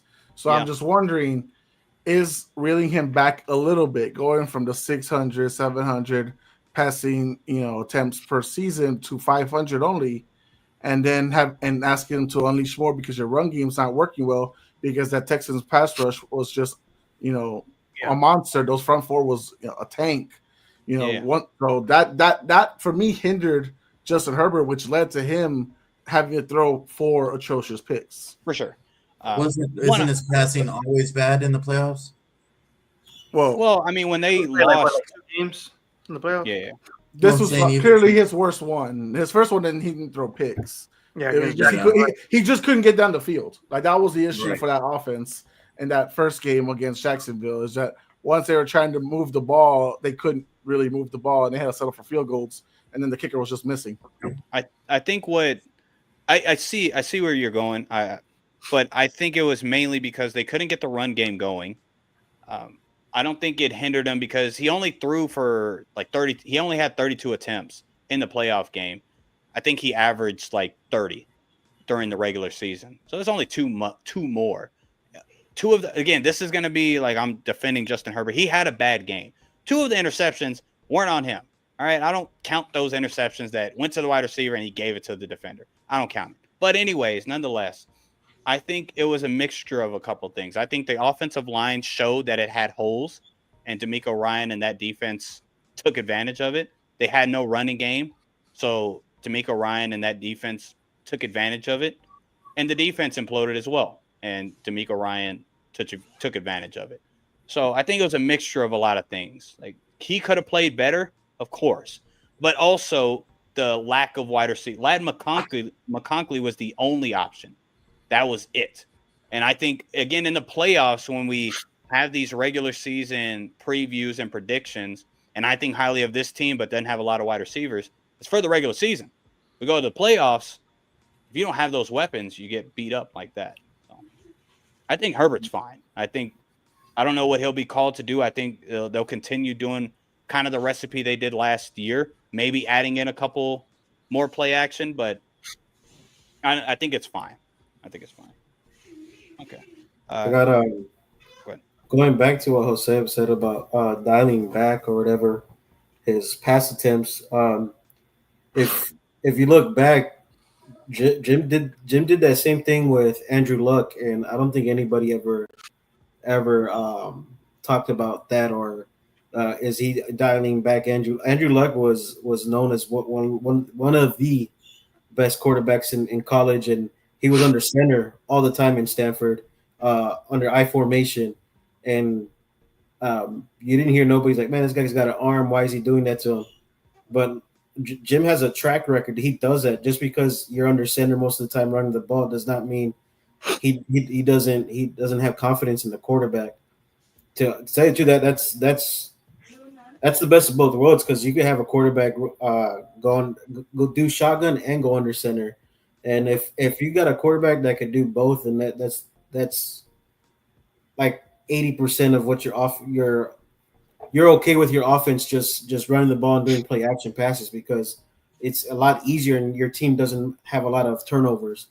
You could call it a game manager if you want. I mean that's perfectly fine, but Jim has a system, and that's how he's ran it too. Even if you look at the times he was in with the San Francisco 49ers, he did that too with Colin Kaepernick when he was under center, and then he would go under, he would do pistol and go under shotgun. That's what you saw most of the times he would run the ball, but he could do both. You know what I mean? So I think he's gonna be fine. It's just that like you can't really knock him because the receivers are pretty bad. You can't expect him to go do shotgun most of the time, and then like say that the team is doing bad because they're turning over the ball a lot. You know what I mean? I think it's just all a mixture. Justin Herbert, don't get me wrong, he has to prove the naysayers wrong when it comes to playoff play if they get to the playoffs this year. He just needs, luckily for him, when it comes to like whenever we're talking about quarterbacks and we're ranking quarterbacks and all of that, depending on what the criteria or preface is, Justin Herbert now has this kind of play in his bag. Like Chi-Town says, he can be the game manager and play so efficient. Again, regular season, I got it. But there's other quarterbacks that all we've seen is this, and we've never seen the excess of volume that they had to do with less talent. So, nonetheless, bold takes. Brock Purdy. No, we saw it last year where he had to do a lot with nothing. And QBR-wise, he had a better year than C.J. Stroud ever had. So, that's not – yep, you shouldn't do that. All right, bold takes of the Los Angeles Chargers. And not everybody has to join. Just what's a bold take that y'all are willing to die on? I mean, die. Mike comes back from retirement. What'd you say? I said Mike Williams comes back from retirement. Right. That's good bold take. Take it. I'll take it. You might. You never know. Go ahead. This team will have a losing record, and they'll be maybe 1-5 or 2-4 in the division. Oh, that. Thank you, Jose. That's a spicy take, and I love it. Okay. Any more before we move on to the? I feel like they'll sweep the Kansas City Chiefs. Ooh. Okay, that's good so too. Week good 1 on YouTube in Brazil. We'll already find that out. Yeah. This shit will be broken on Week 1, huh? So, but I mean, that's the perfect time to beat a team though, like that. Oh, for sure. Yeah. So how's that like? I mean, I don't think that's a bold take. I mean, it can be for you guys, but it's a bold take. Sweeping. Well, beating them in the Week 1, I don't beating them Week 1 in Brazil and then going to Arrowhead for the second meeting. Yeah, those are bold take. That's a bold take. It's good bold take, dude. I'm with you. But it's a bold take. I don't know how you don't think it's not because they haven't done it. So I mean, it's a bold take. But if you look at all the games they played, though, they're right there. So that's what I'm saying. Like it can happen. Come on. I was to say the last time the Chargers swept the Chiefs was 1967. That's what we call a bold take, Chi-Town. That's a good bold take. I'm with you, dude. Keep it, but it is a bold take. I feel like they can sweep them. All right, cool. I'm with you. That's cool. I hope you're right. That'll be funny stuff right there. All right. Last season when they played Kansas City Chiefs, Justin Herbert averaged 1 touchdown pass. So I'm asking for more. Please do a little more. You're gonna have to beat them down to get, Justin Herbert's gonna have to beat them down to do it. That's what made Justin Herbert look really good rookie year when they almost beat the Chiefs. Is that he was putting it on them? Yeah. No, I think there was one year where they lost by 3 to like 24-23. I think they just ran the ball. They just gotta freaking run the ball. They don't have to freaking throw it, dude. Just follow the DNA. Yes. Follow the DNA. That's all you gotta do. My bold take: Najee Harris eclipses 1,000 yards again. That's what I was thinking. He won't even be the starter because he's constantly done it. But I just want to kind of rile up Jose over here. Myron Hampton. You know what? he won't even be RB1 by the end of the season. So I That's ain't worried. fine. Still get 1,000. By week 5, he loses. You know Are what? y'all- He shot his own eye out. Okay, with the firework, he ain't even gonna finish the season. Okay. Allegedly, maybe somebody did it. No, He's not a snitch. he shot himself. He ain't no snitch. All right, Yeah. Kansas City Chiefs, the winners of 1, 2, 3, 4, 5, 6, 7, 8 last 8 AFC West divisional championships. Without looking it up, Jose, I'm looking at your eyes. In the last 10 years, there's only one other team that won the division. Who was that team? Damn it! All right, well, cool. All right, cool. What year? I'm just kidding. That's 2015. Yeah. Honestly, I got it. I got to do the math. Why was that even is that even supposed to be a hard guess? No, it was just a funny question. All right, let me continue without y'all bagging up on me. Okay. Yeah. Kansas City Chiefs went 15-2. Yep. Obviously, they made the Super Bowl. Did not three-peat. Will never three-peat. Don't even think about ever three-peating again. Oh, here we All go. right, I digress. Kansas City Chiefs, 15-2. The problems that the funny thing is, Joe, you can attest. Cody, I believe you remember as well. I think you were on the show at the when we were talking strictly about the Chiefs. My main gripe with them last year, well, going into this last year, was the left side of the offensive line, and I thought the secondary wasn't that good. I thought McDuffie, yes, he's a good nickel corner. I got it. He's good. He's better than I actually said, so fair enough. But that proved to be right. The secondary was the weakness on this defense, and the left side was the weakness on the entire offense. But didn't matter. They still got 15 wins. So screw what I said. I was right on that part, but wrong on the win. Go ahead. What are you saying? I said into the Super Bowl. Yeah, into the Super Bowl and failed miserably. But we're not here to bag on the Chiefs, guys. Come on, let's keep it. Let's keep it straight. Probably like. What do you mean, you people? Yeah. So Chiefs, everything they did. Point the other way, Joe. You're pointing the wrong way. Well, in my camera view, I know, but it's got to be the opposite. I do the same thing. So like right now, I'm pointing to you. That way. All right, there you go. These all right, guys. so yes, yeah. Well, you got it easy, so that's you're down there. That's an easy go. But the Chiefs last year, I think, overexceeded expectations. There he is. What's up, dude? Can you hear? No, you got the headphones in. Maybe he sees the peace sign. He doesn't care about the peace sign.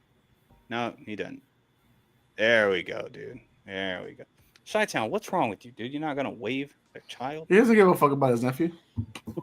He's supposed to be at football. He was supposed to go to football practice. Oh no! We're not driving down to Pleasanton just so you can coach a team on one leg. Oh, that's dope, Chi-Town. You got to tell me more about this. I guess he thinks he's Vince Lombardi out there. I guess.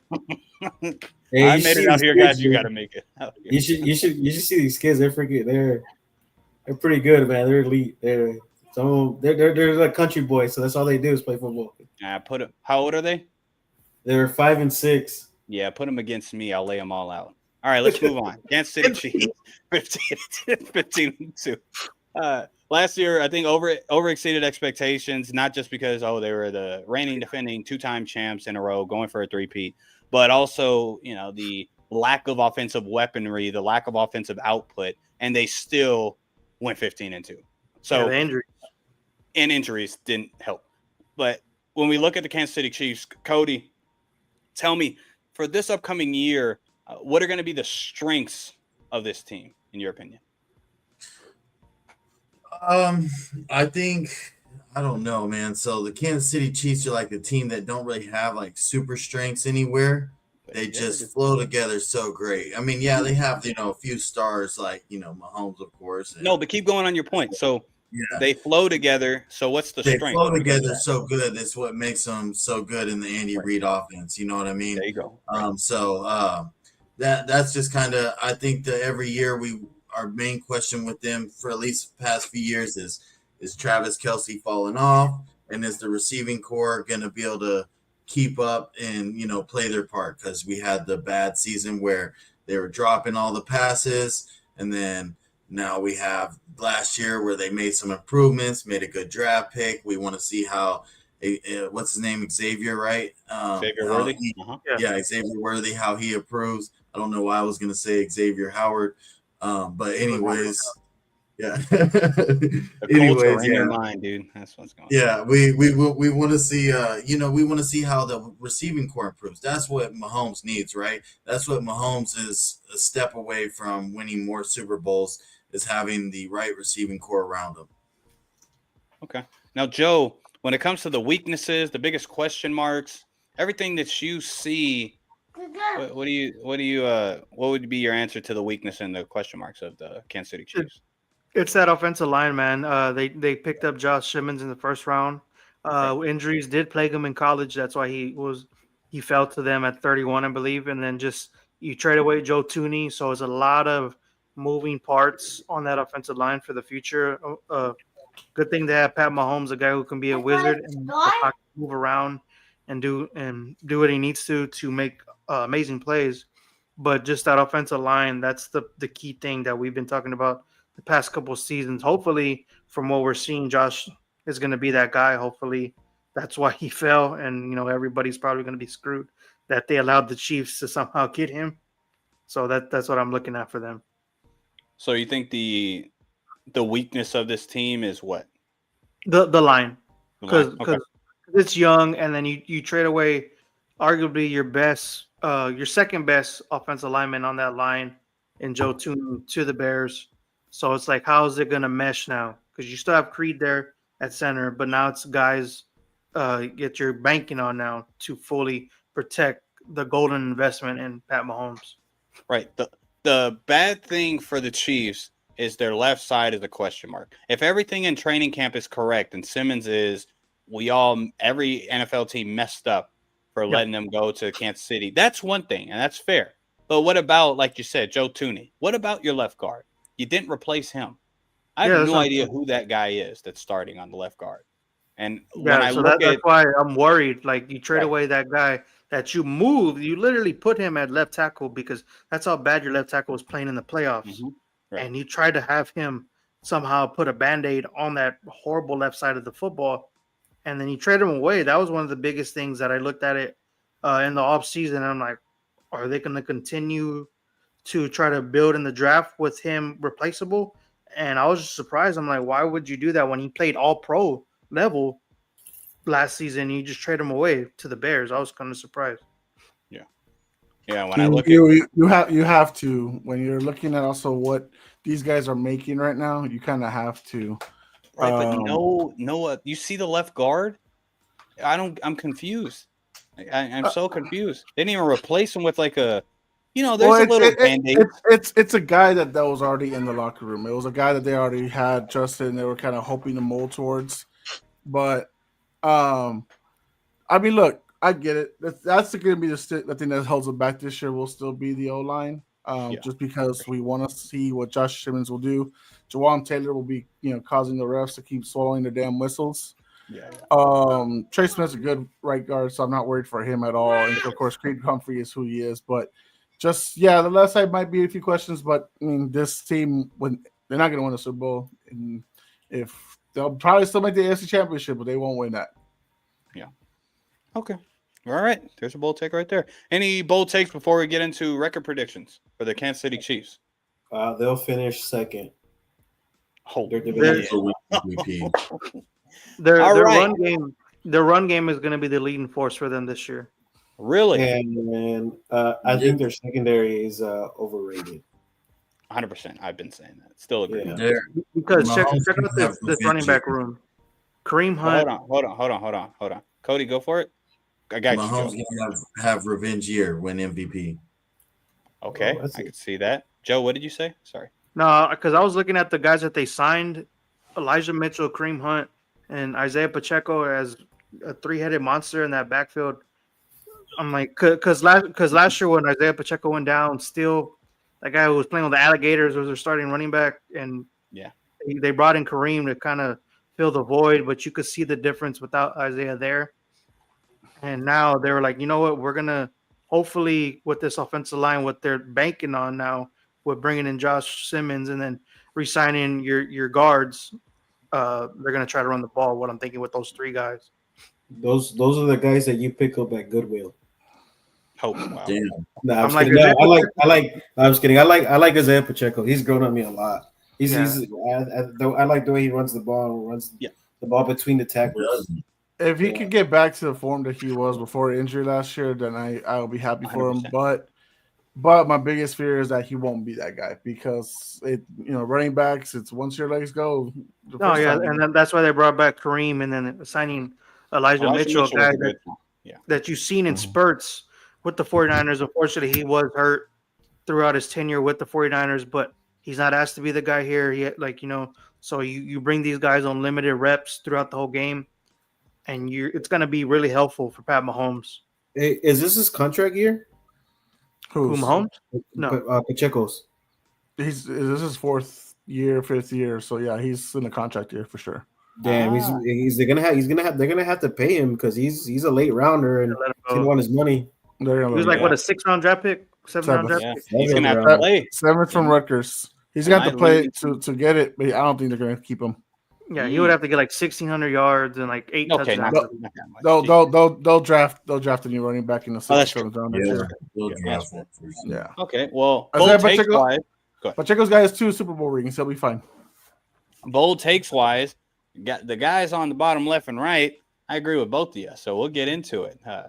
Because when we did our quarterback ranking, I had Pat Mahomes number 1. And again, it wasn't because history shows Pat Mahomes number 1. No, I think this upcoming year, he's going to show that he's. Can you agree with both those things? Can you be MVP and be second in division? No, Of course. you can. No, you Of can't. course.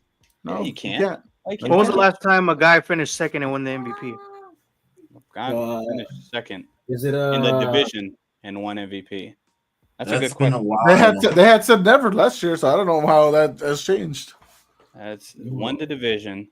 Oh, that's a good question. Good job. No, never. It's always been like a top seed guy. It's never gonna be a limited wild to- card quarterback. Huh. That's why I said that The last time an NFL MVP did not win their division was 2008, Peyton Manning, the Colts. Hmm. could Before happen that, again. it was 1967. So it's basically only happened once. Damn it. I was hoping it was like, a couple before that. Ironically, it was the Colts too in 1967 Unitas. Oh, well, it was Adrian Peterson, 2012. All right. Bye, puppy. I got it. Okay, so non-quarterback, Peyton Manning, MVP in general, Adrian Peterson. Got it. Okay, well, I think it'll happen again. Other way around, Nelson. Yeah, I didn't know that one. Yeah, that's a good question. But okay, let's get into some freaking record predictions.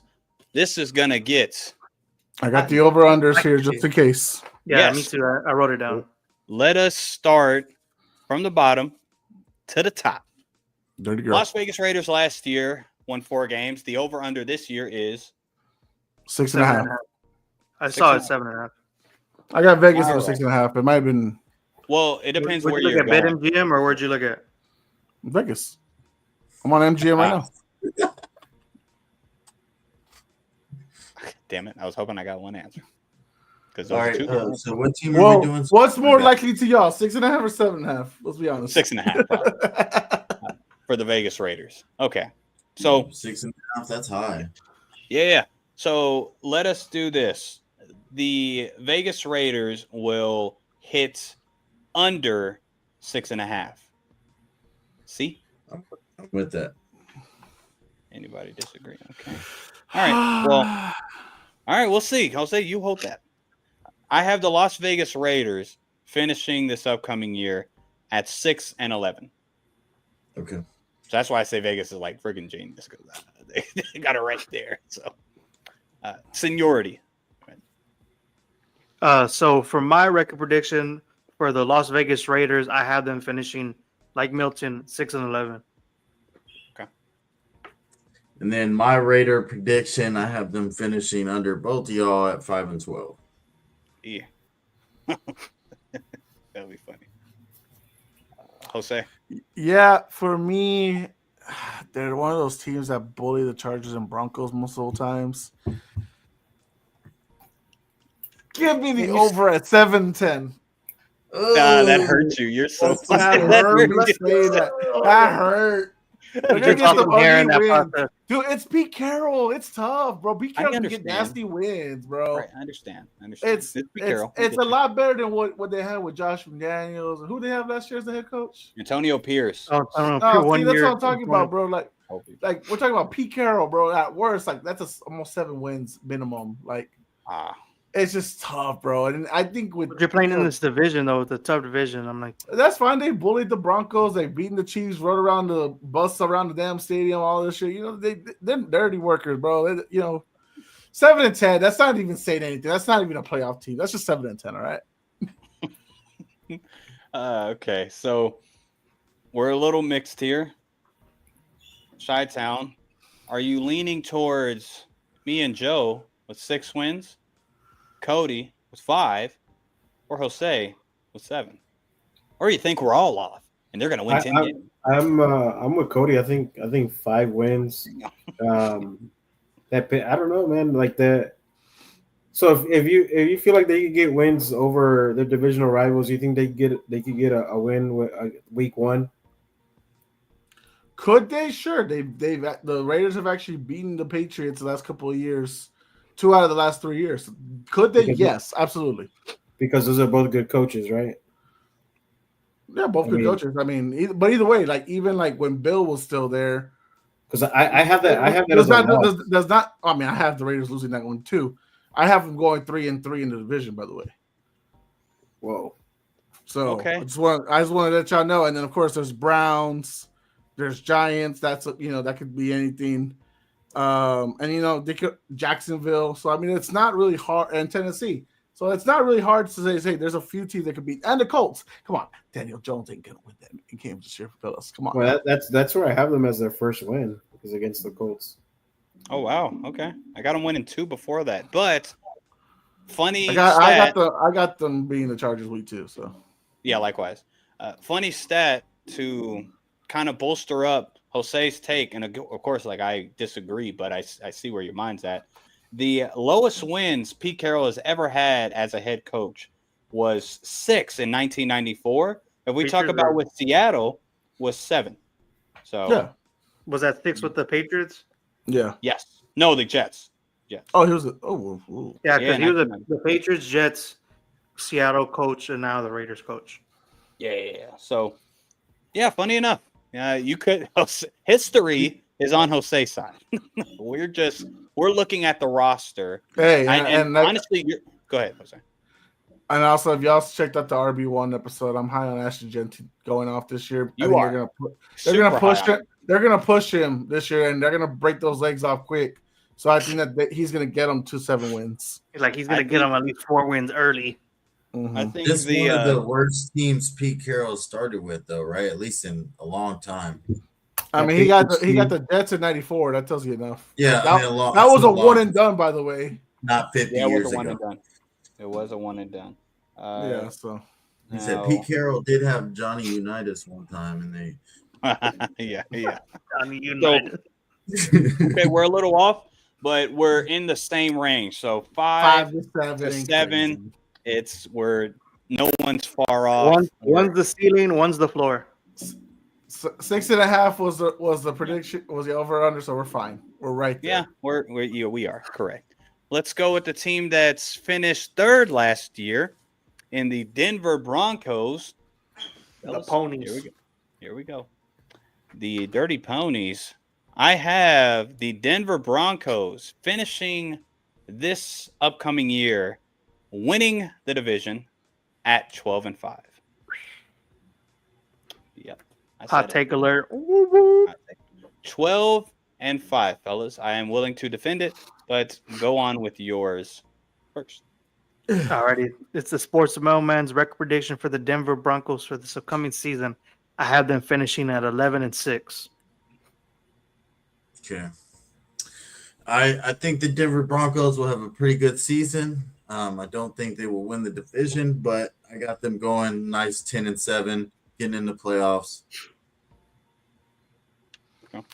And I will completely back up Cody on this one. 10-7, second in the division. They will not be winning 12 games. Their over under is 9.5, and I'm just gonna put them right over right there. Yeah, This is a hard. This schedule looks a lot harder than what they're really giving credit out to be. It is. I give you that. Their strength of schedule is supposed to be the 15th hardest one. This looks a lot harder than that. Just looking at the schedule. So 10-7, and they do make a playoff berth wild card. Okay. So again, it's 10, 11, 12. That's really how that's going now. He's trying to justify it. No. I'm willing to defend it. I'm just saying, like, every single time we do these, every now and again it gets a little off, but it's like a 12? 12. Yeah. You know what? Let's listen to that. So we haven't heard Alex yet. Hold on. Yeah, I want to hear Alex. Alex, when you hear our predictions, where are you leaning towards while you're looking at the schedule? Well, I mean, I already said that they're going to win I think they're going to win the division. I have them at 11. 11. So you're more with Joe. Okay. Well, with Denver, why I believe Denver will win 12 games. I believe last year they won 10, right? When it comes to Denver's losses, they were one of the few teams kind of similar to the Houston to a lot of teams, actually. So it's not even just the Houston Texans, but where they lost their games by a possession, other than Baltimore and in the playoffs. Baltimore spanked them and Buffalo spanked them. But in the regular season, one not blocked field goal, they win 11 games. One game where they don't dig themselves in a hole early against the Chargers and then come back but fail to actually win. There's another. But the difference between like the Broncos and let's say a Chargers team or the Houston Texans or some of these other teams that have lost games by one possession, the games that they were winning wasn't against playoff teams, I get you. But guess what they were doing to those teams? Beating them by more than one possession. It was not close games that the Denver Broncos were having. So because what the rebuttal that some people are bringing towards Broncos fans is that, they only beat one playoff team. Well, why isn't that the same case with the Chargers? Why isn't that the same case with, I think Houston beat one. They beat two if you consider the playoffs. So it's not this. It's a bad argument if that's going to be it. Because if we look at that, it's different context. Go ahead, Joe. Sorry. I think because a lot of people are so high on them now, like because they just bursted on the scene, and now with this defense and the way they think Bo Nix is going to continue to improve, those other teams, I don't think they look in that same light. I think they look at the Broncos almost teetering, possibly on Super Bowl contention, and I think that's why they're looking at them and talking about them in a different context compared to like a Chargers, compared to these other teams where it's like they've only beat one playoff team. Why aren't they talking to like them like they are about the Broncos? Yeah. Okay. But yeah, so I think with the added weapons on the running game specifically, again, Jose, I get your point on the running game being a question mark. It is, but I believe that question mark will be answered and it will be better than last year. Last year, it was non-existent. And Sean Payton's offense needs a running game. Even with the great Drew Brees, they needed a running game for that Pete Carmichael, Sean Payton to flourish. And I think that will occur this year as far as regular season. Playoffs, if one of the question marks that were said on this podcast was wide receiver, especially depth. If that's not truly answered and Cortland Sutton is the only real threat, playoffs-wise, that will show in the playoffs. They're not going to make it deep in the playoffs. Like, they could win the division and the Chiefs make it further in the playoffs. I am not opposed to that. But I do think Denver will win this division. Y'all are probably just a little more high on the Chiefs, maybe. I'm pretty high on their wide receiver core. They're going to be really underrated, and I feel like Pat Bryant, their guy they got from Illinois, he's just like Cortland Sutton. He was just like that in college. So I feel like if he gets the wide receiver 2 role, I feel like he will too. Later on during the season, it's going to be 2 receivers over. I think they're both over 6'4" or 6'3" or something like that. They're big, 2 big receivers. So Another big target for Bo. Oh, Knicks to MVP. All right, No, Chargers. no, Okay, no. I just thought I'd ask. Well, I gotta. Pat Bryant's I'm 6'2", by the way. I gotta take off. this season though. Later, I just, Chi-Town. Later. I am just, Wait, I'm just, you gotta go I'm now? just leaning definitely more towards the team that's been to 3 Super Bowls in a row. Yeah. Yeah, sure. I'm not mad at that. So let's go to the team that finished second in the division last year, the Los Angeles Chargers. Again, they also overexceeded, and this offseason, I believe they try to plug in holes, but to what Jose was saying earlier about the Chargers, the defense is questionable. The safety room, I love the safety room, but that only gets you so far. Derwin James, Alohi, I love it. I think it's fantastic. I think they have a young, up-and-coming pass rusher in Thule. I can't say his last name. I love it. But the middle, as far as the linebacking core, the corners, or lack thereof, I think that's going to provide issues. So my Los Angeles Chargers upcoming season record prediction, I got the Chargers finishing 9-8. Oh, sorry. What's the over-under? Sorry. 9.5. How much? 9.5. Damn, they're good. Okay. Yeah, 9-8. Yeah, I don't know, Milton, if you've been looking at my notes or something, but the Sports Mailman's record prediction for the Los Angeles Superchargers, I have them finishing at 9-8. Right. Nice. And for my record prediction for the Chargers, I have them going a whopping 9-8 as well. Jose, let's see if he keeps it going. Hell yeah, I'm keeping it going. Take the under. Easily 7-10.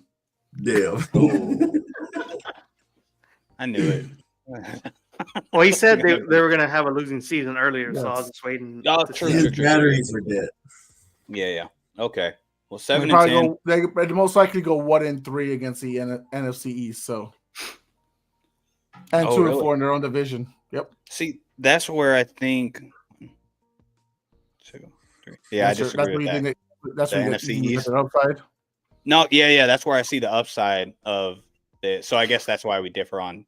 I think the Chargers beat 3 of 4 of the NFC East teams because all of their teams, other than Philly, Philly-ish, their run defense is not good. Yeah, with me. No, what I was going to say with me, why I put them at 9-8 was once Rashawn Slater went down. To me, that team changed because now that right side of the field is going to be not as good because Mekhi Becton, he benefited big time from being with the Philadelphia Eagles. I think he's going to have a big drop off this season. So now that right guard and right tackle side, it's not going to be as great as it was last season. Yep. So now I have to take a couple of wins off. If Slater was still there, man, I would have them higher and competing for the division more than the Broncos, in my opinion. If they had kept J.K. Dobbins over Najee Harris, I think they'd be competing more for the division. All right, now I'm thinking you have something going on. All right, Jose, tell me, because one, you hate Najee Harris. So I think this team is just, you're going to have a lot of, you have an agenda here. You hate Najee Harris, and you also dislike Justin Herbert. So not top 10 quarterback. Fantasy a couple years or something. No, he's just not a top 10 quarterback. No, yeah, he just always does that to me. Why would I even pick him up? Why would? From years ago, now it's like a no. bad Why would I even then? Why would you even? No, what? I'm not a fantasy guy like that. That's not how I do my takes. The fuck. One weird person does their takes. You know what? He failed me in fantasy, so I don't think he's a good quarterback. Yeah. Those are horrible. Like, what are you talking about? That's how I feel about Ramondre Stevenson. So what can I say? You do. Hey, you felt good those first 2 weeks, huh? I felt it every you were as high as Milton last year. Those first 2 weeks, you're like, I'm feeling really good, and then the drop off fucking came. Yeah, guys, we gotta. Y'all got that receipt real quick. That first 2 weeks, we're just gonna keep it silent. I don't know. Oh, look at the Saints at 2-0. They dominated the guys. Oh, look, 0-2 Ravens. Oh, yeah. That's true. Luckily, I didn't post because that would have really bit me. If I would have started posting like how right I was, that would have been bad. What was the Chargers' record the first year Harbaugh got there? I think it was like 11-6, right? 11-6. So this could be their worst year since he's been there, huh? Oh yeah. It's only the 2 second years. year. Yeah, it's only second year. And the issue with them that I find is they have a lot of cap space. They built a lot of cap space from like years past, and they didn't use any defensively. Like you're banking on the defensive coordinator that he overexceeded. I got it. But well, they were clearing up. That's why they got rid of Joey Bosa. They're trying to clear up. Right, but you could have got some young talent there. Could have resigned Samuels at least. That was crazy. They got rid of somebody that really helped them was Poona Ford.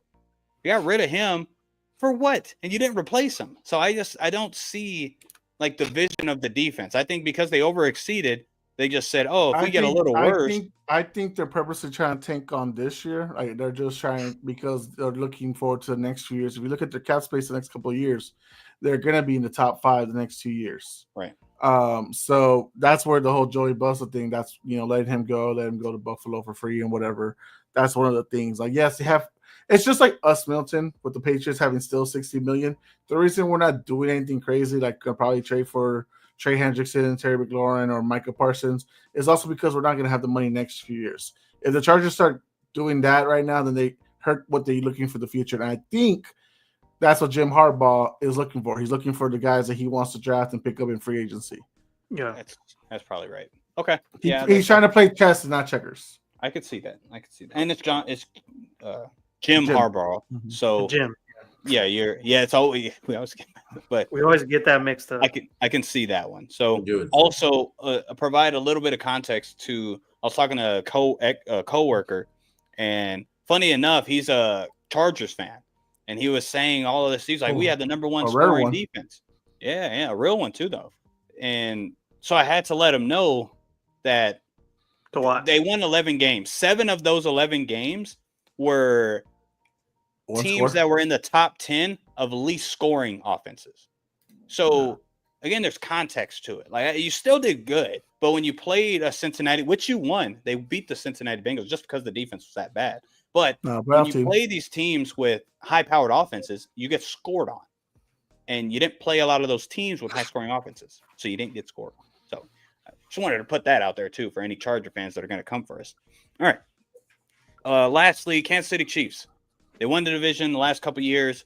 They're everybody's favorite to win the division other than mine. But I understand why they're your favorite, like I said. The Kansas City Chiefs, this upcoming year, I have the Chiefs finishing the year at 10-7, making a wild card spot. Damn, 10-7, squeaking in then? Yeah, squeaking in. Damn. I don't think they're going to really care, and I think the defense is not going to be a top 2, top 3, top 4, top 5 defense. I think Pat Mahomes is going to have to do all the heavy lifting, just like a Joe Burrow, and it might not equate to the same amount of wins. Last year, he won by having the most game-winning drives, most fourth-quarter comebacks, not having those great stats. But he did have a great stat in those. Those 2 are key stats. I think this year will be more of y'all must have forgot. Yeah. But not equating a win. So not because of him, they're losing, of course. But go ahead, Joe. Sorry. That's okay. So the Sports Man has the reigning, defending divisional champs repeating yet again for a 9th straight season at a whopping 12-5. Okay, and I have the Kansas City Chiefs pulling off a record of 14. No, I'm just kidding. 12-5. Jeez. Do they win the division, Cody? Yes, they do win the division for the decade straight or whatever it is. 9 straight. It's gonna get 9 straight. All right, and not exit 7 does predict the Kansas City Chiefs ending 12-5. Their over/under is 11.5. They will hit the over because majority of the time, the least amount of wins the Chiefs had under Mahomes at the helm is 11. So them going any lower than that seems a little crazy to me. So I'm sticking to 12-5, and they will win the division. Okay. Well, shoot, just give them 11 then. All right, they're still losing the division. No. Jesus Christ. All right. Well, and they'll sweep the Broncos. Well, that makes it feel better. I like sweep the Broncos. I can get they behind. Okay. All right. Sure. Last how year, How many years did it take the Broncos to finally break the curse of beating the Chiefs? It was like 11 years, right? But also, how many years did it take for the Broncos to make the playoffs? It doesn't really mean much to me. It took a while for them to make the playoffs. They had Bo Nix. It's a whole new regime. I'm not considering the Broncos from 3-4 years ago. I'm not using those kind of stats. I'm using the Sean Payton, Bo Nix tandem. And last year, yes, they lost one game and beat the brakes off them in a game that meant nothing. I understand that. But in the game they won, it was a block field goal. Let's not pretend. Let's not pretend that they just beat dog walk. The Taylor effect. Yeah. That was a crazy game, by the way. I said, oh, man, the Broncos winning. Boom. Blocked. Hey, no, actually, the Chiefs still have the streak. So then they lost their first game the next week. Yeah. So the Chiefs, I mean, I could be wrong. Don't get me wrong. It's the freaking Chiefs. It's Mahomes, Andy Reid, Spagnuolo. You just sound like all the haters that they used to hate on the Patriots. Like, they're not going to win division. Right. I do sound like That's fair. I do. But I'm glad you're here. They're not going to treat me. Like, they're not going to do this. They're not. I wouldn't yelling it. Okay. Patrick Mahomes is not real. Okay. Come on. What are we doing? Imagination. Patrick Mahomes, again, I have him being the number one quarterback this year. I'm like at 10-7. How can he be the number one quarterback then? Because if we talk about is ugly. If we talk about pure, give him 11. I don't care. If we talk about pure quarterback, you're right. But if we talk about pure quarterback, Joe Burrow was the best overall quarterback that had the most workload put on him, and he won 9 games. When Peyton won that MVP, that team had a 12-win season. The Tennessee Titans just got a lucky 13-win season, which they never repeated again. So for you to say that Patrick Mahomes will be the number one quarterback, but at 10 wins, that's I just proved that though. It's so Joe Burrow last so year ugly. from a down to down, he was the best overall quarterback that had the most load put on him. But guess what? He won 9 games.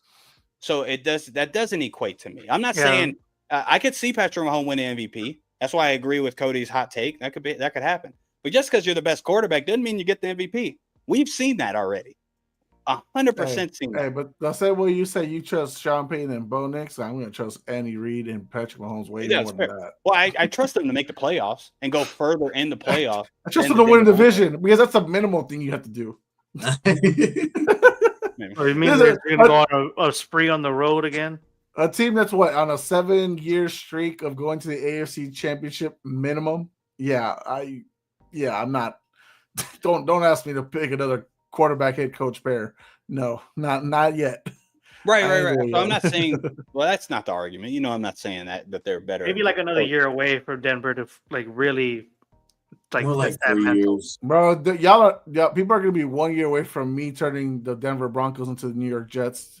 Just blah blah blah, and nothing to back it up for. That's the hot take now. The hot take right there. What with the Denver Broncos turning to the New York Jets? What do you mean? It's like everyone's gonna talk about them. They're gonna be the biggest threat, and then they never do anything to amount to that. So I'm just. And then Bo Nix, but that's not even the same. The Texans are closer than the Broncos are.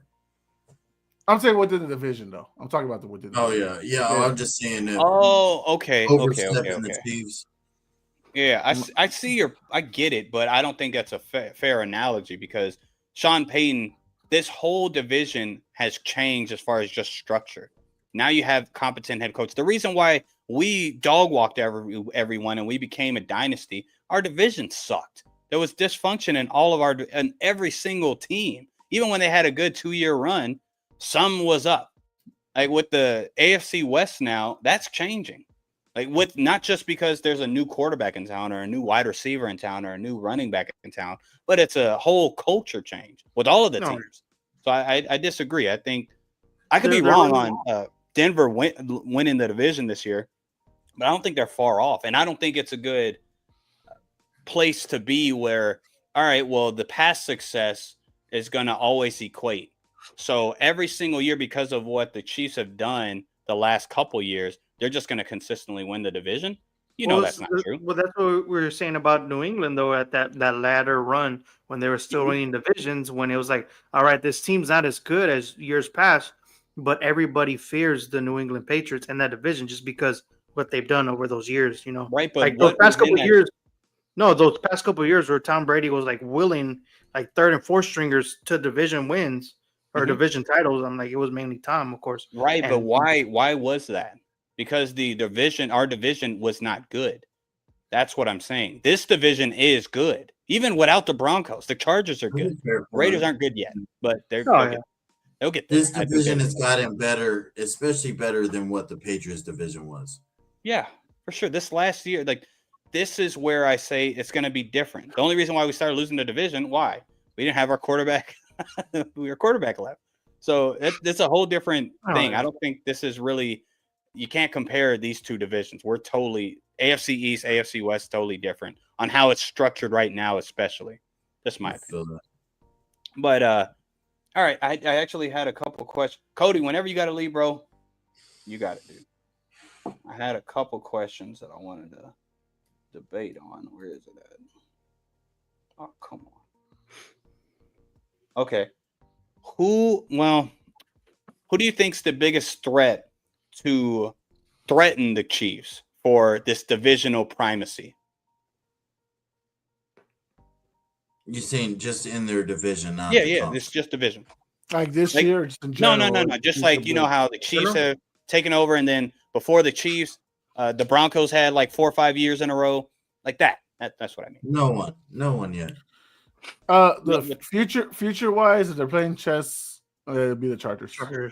Yeah, Chargers. Okay, I disagree. I trust Jim Harbaugh way more than I trust Sean Payton. I don't. Why? Sean Payton has a ring. Jim doesn't. It's gonna be just like the Patriots. It's not gonna fall off till the quarterback. It's not gonna matter. I was just saying the closest, right? He's asking who's the closest. The closest. Yeah.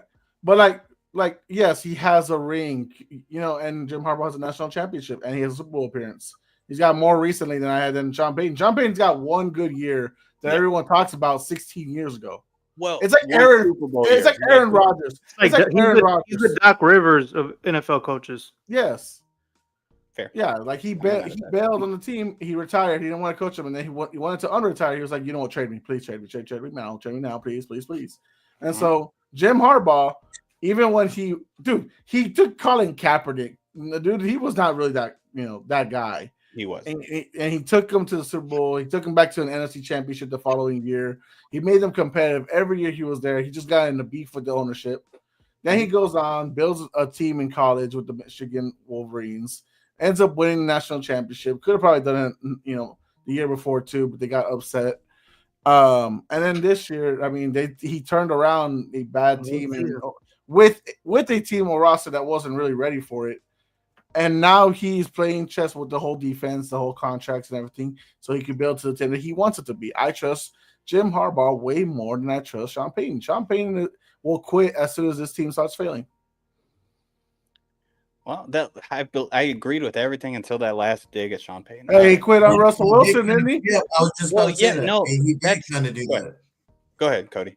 Yeah, he did already kind of do the quit thing with when Russell Wilson was there. You damn near thought Sean Payton was about to drop out again.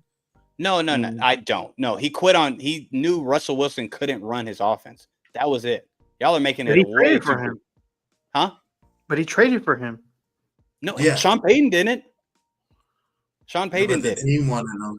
No. Right? Sean Payton got there during Russ's second year. He thought he could turn it around with Russ there, and then he just didn't like him, and so they beefed, and then they. So you could say he turned on Russ for sure, but that wasn't his decision. That's why, and he couldn't run his offense. We see who can run the offense, and that's why he blanked on Bo Nix. So I disagree with that sentiment of it. Then we could just say only Jim Harbaugh player. I get that.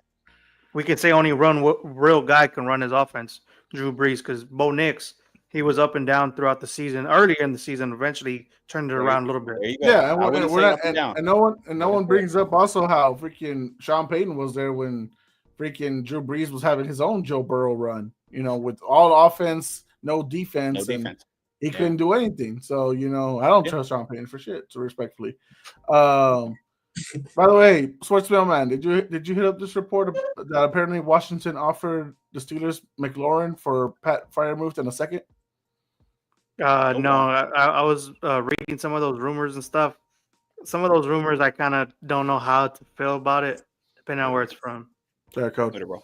Mario. All right, that's a rumor I can believe though. That the Commanders offered for Firemouth in a second. That'd be wild. Yeah, if I'm Washington, I'm like, dude, what are we doing? We have the possibility of competing in this division for the next 5 years at least. Why are we not trying to make sure Terry stays? Why are we not trying to bolster this offense as a whole? I'm like, you saw them with Laramie Tunsil at the left side, but I'm like, you got to get Terry in there. I think that's why, because you say next 5 years, Terry's not going to be competent in the next 5 years. Yeah, he'll be 34. Yeah, he ain't going 34 wide receiver. That's going to be number one. But if you sign him to a 4-year deal, I'm like, he's still going to be decent in that 30, like when he's 34, because I think he's about to be 30. Yeah, he's going to be 30 this season. Mm-hmm. But we'll see.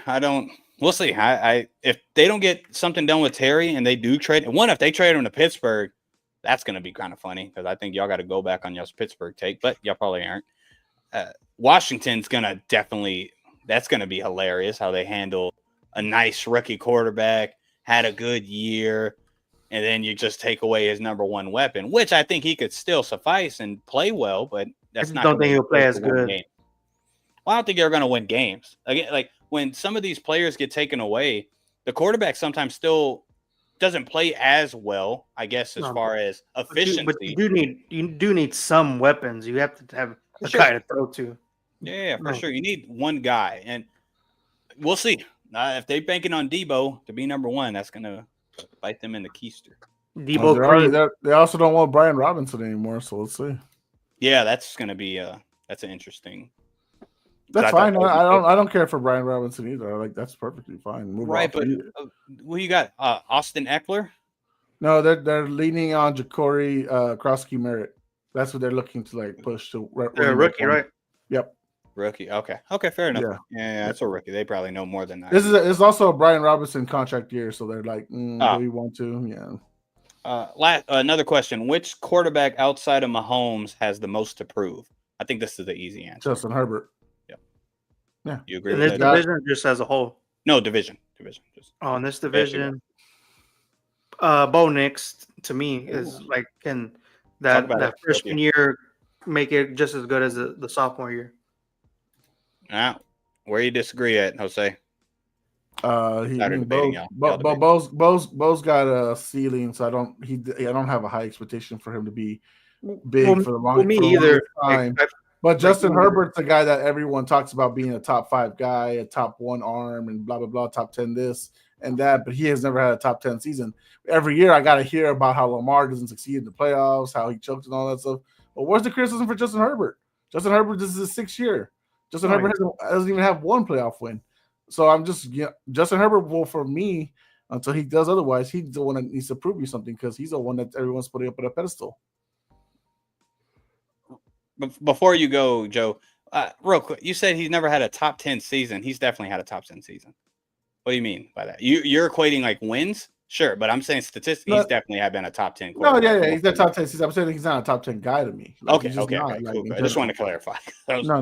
Like last year, I think I said he had a top 10 season, and it fell off. He would have been higher if he didn't have that playoff game. Right. That playoff game really dropped off. So I got you. Okay, fair enough. I just want to make sure. So, Joe, your response to why? Because that's a fair point. Why? No, just me. It's because I'm like nobody expected him to play as good as he did, except for probably you that I know. And so it's now there's a hefty expectation of this team possibly competing for the division against the Chiefs, which have dominated this division over the betterment of a decade. So now, can you continue this progression? Because now you are going at the king, so you better not miss in Pat Mahomes. So now you have to start to play at an elite level. So how's that going to look in this season? Because unfortunately, Cortland Sutton's there. He's bottom tier wide receiver 1. Evan Ingram, if he's on the field, he could be possibly a top 10-ish tight end. But it's like, how is this offense going to look? Because offensively, the offensive line is going to hold up well. But now you're expecting him to be the single caller to help lead this division, help lead this team to a division title. It's just I'm not there. Okay. Yeah, All right. I mean, overall, I just don't have a high expectation of Bo to be, an elite guy. So he doesn't. Yeah, me either. But So. I'm just hearing reports of like about how everybody's so high on this team and this, and in order for like majority of these teams to go far, you need at least competent to elite level quarterback play. All right. Last thing with the AFC West, a wild take. Let me ask you guys: what would be a non-quarterback in this division that would be most likely to win Offensive Player of the Year or Defensive Player of the Year? And PS2 can run it back again. Okay, do a Offensive Player of the Year. Offensive Player of the Year. Defensive player. That's actually a hot take because playing corner is so futile. You can have you can have a great year, and then the next year it's just a. Well, for the success at Denver and Kansas City, they'll have the player will have to be successful with the team as well. It can't just be it can't be Ashton Genty. He'll probably get Rookie of the Year, but he can't get Offensive Player of the Year because the team won't succeed as well. Yeah. Mm-hmm.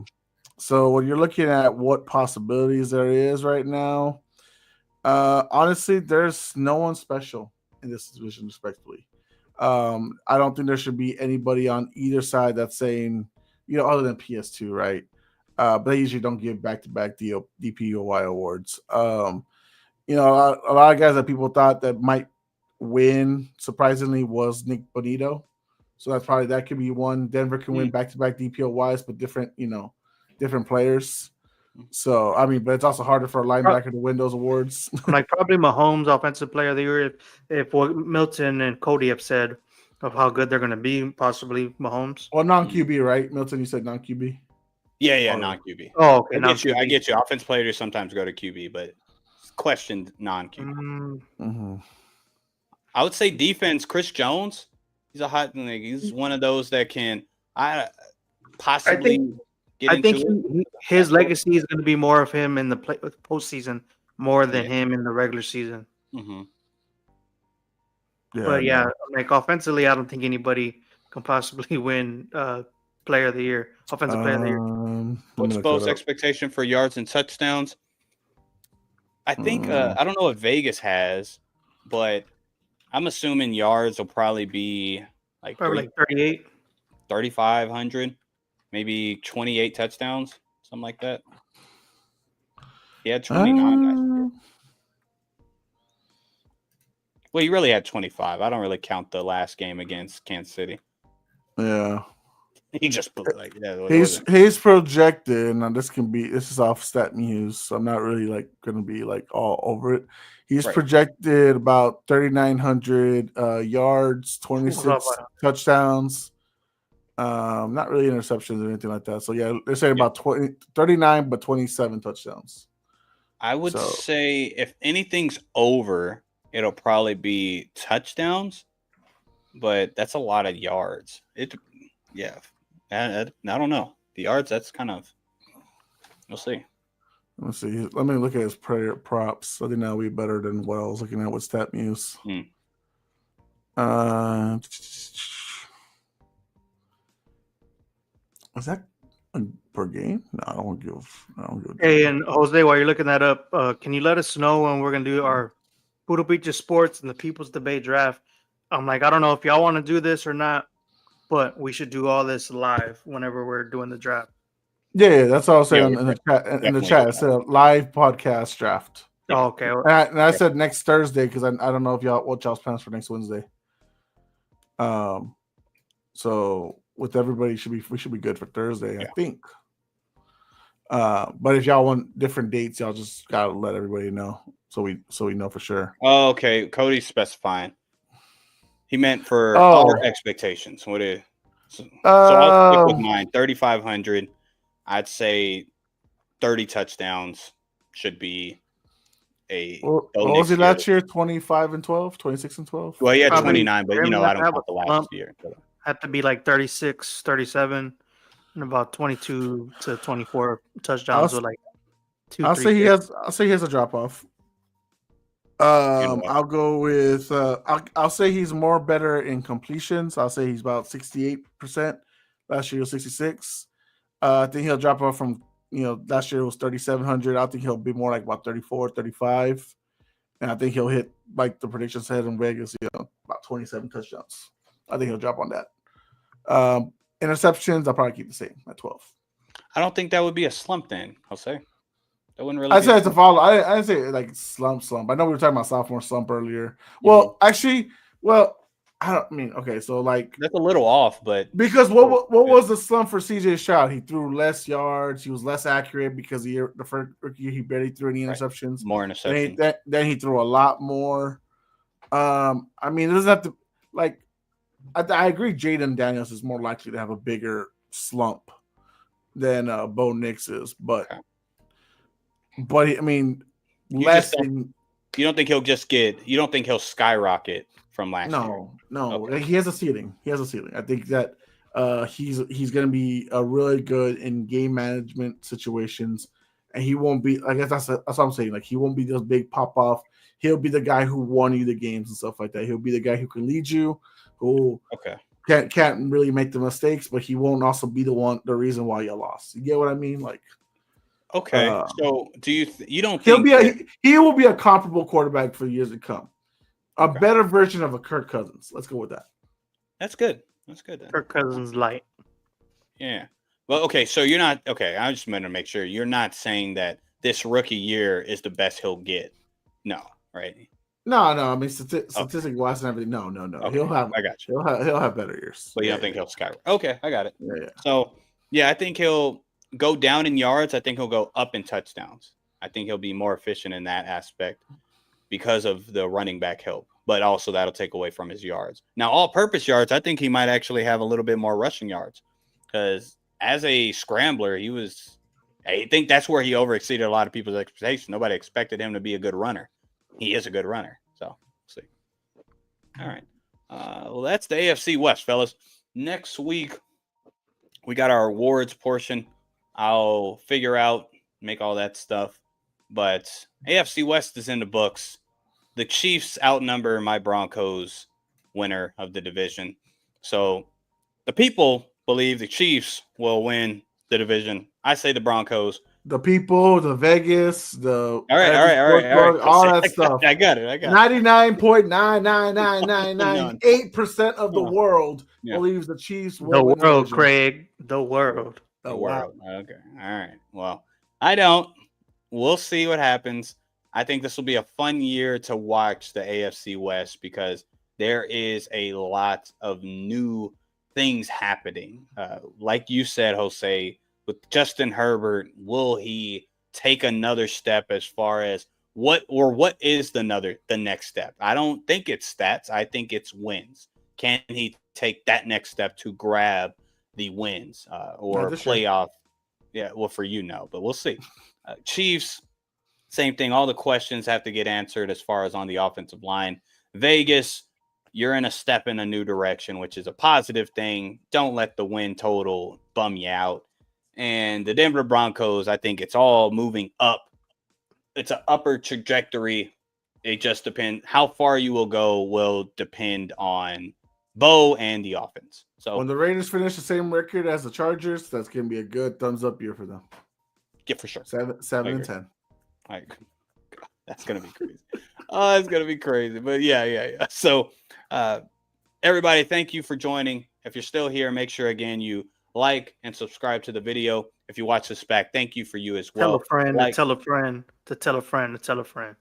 Yes. I'll cue you up next time, Joe. Jeez. Subscribe to the video. Sports Mailman Joe, not Exit 7, Puro Pinche Sports host, Jose.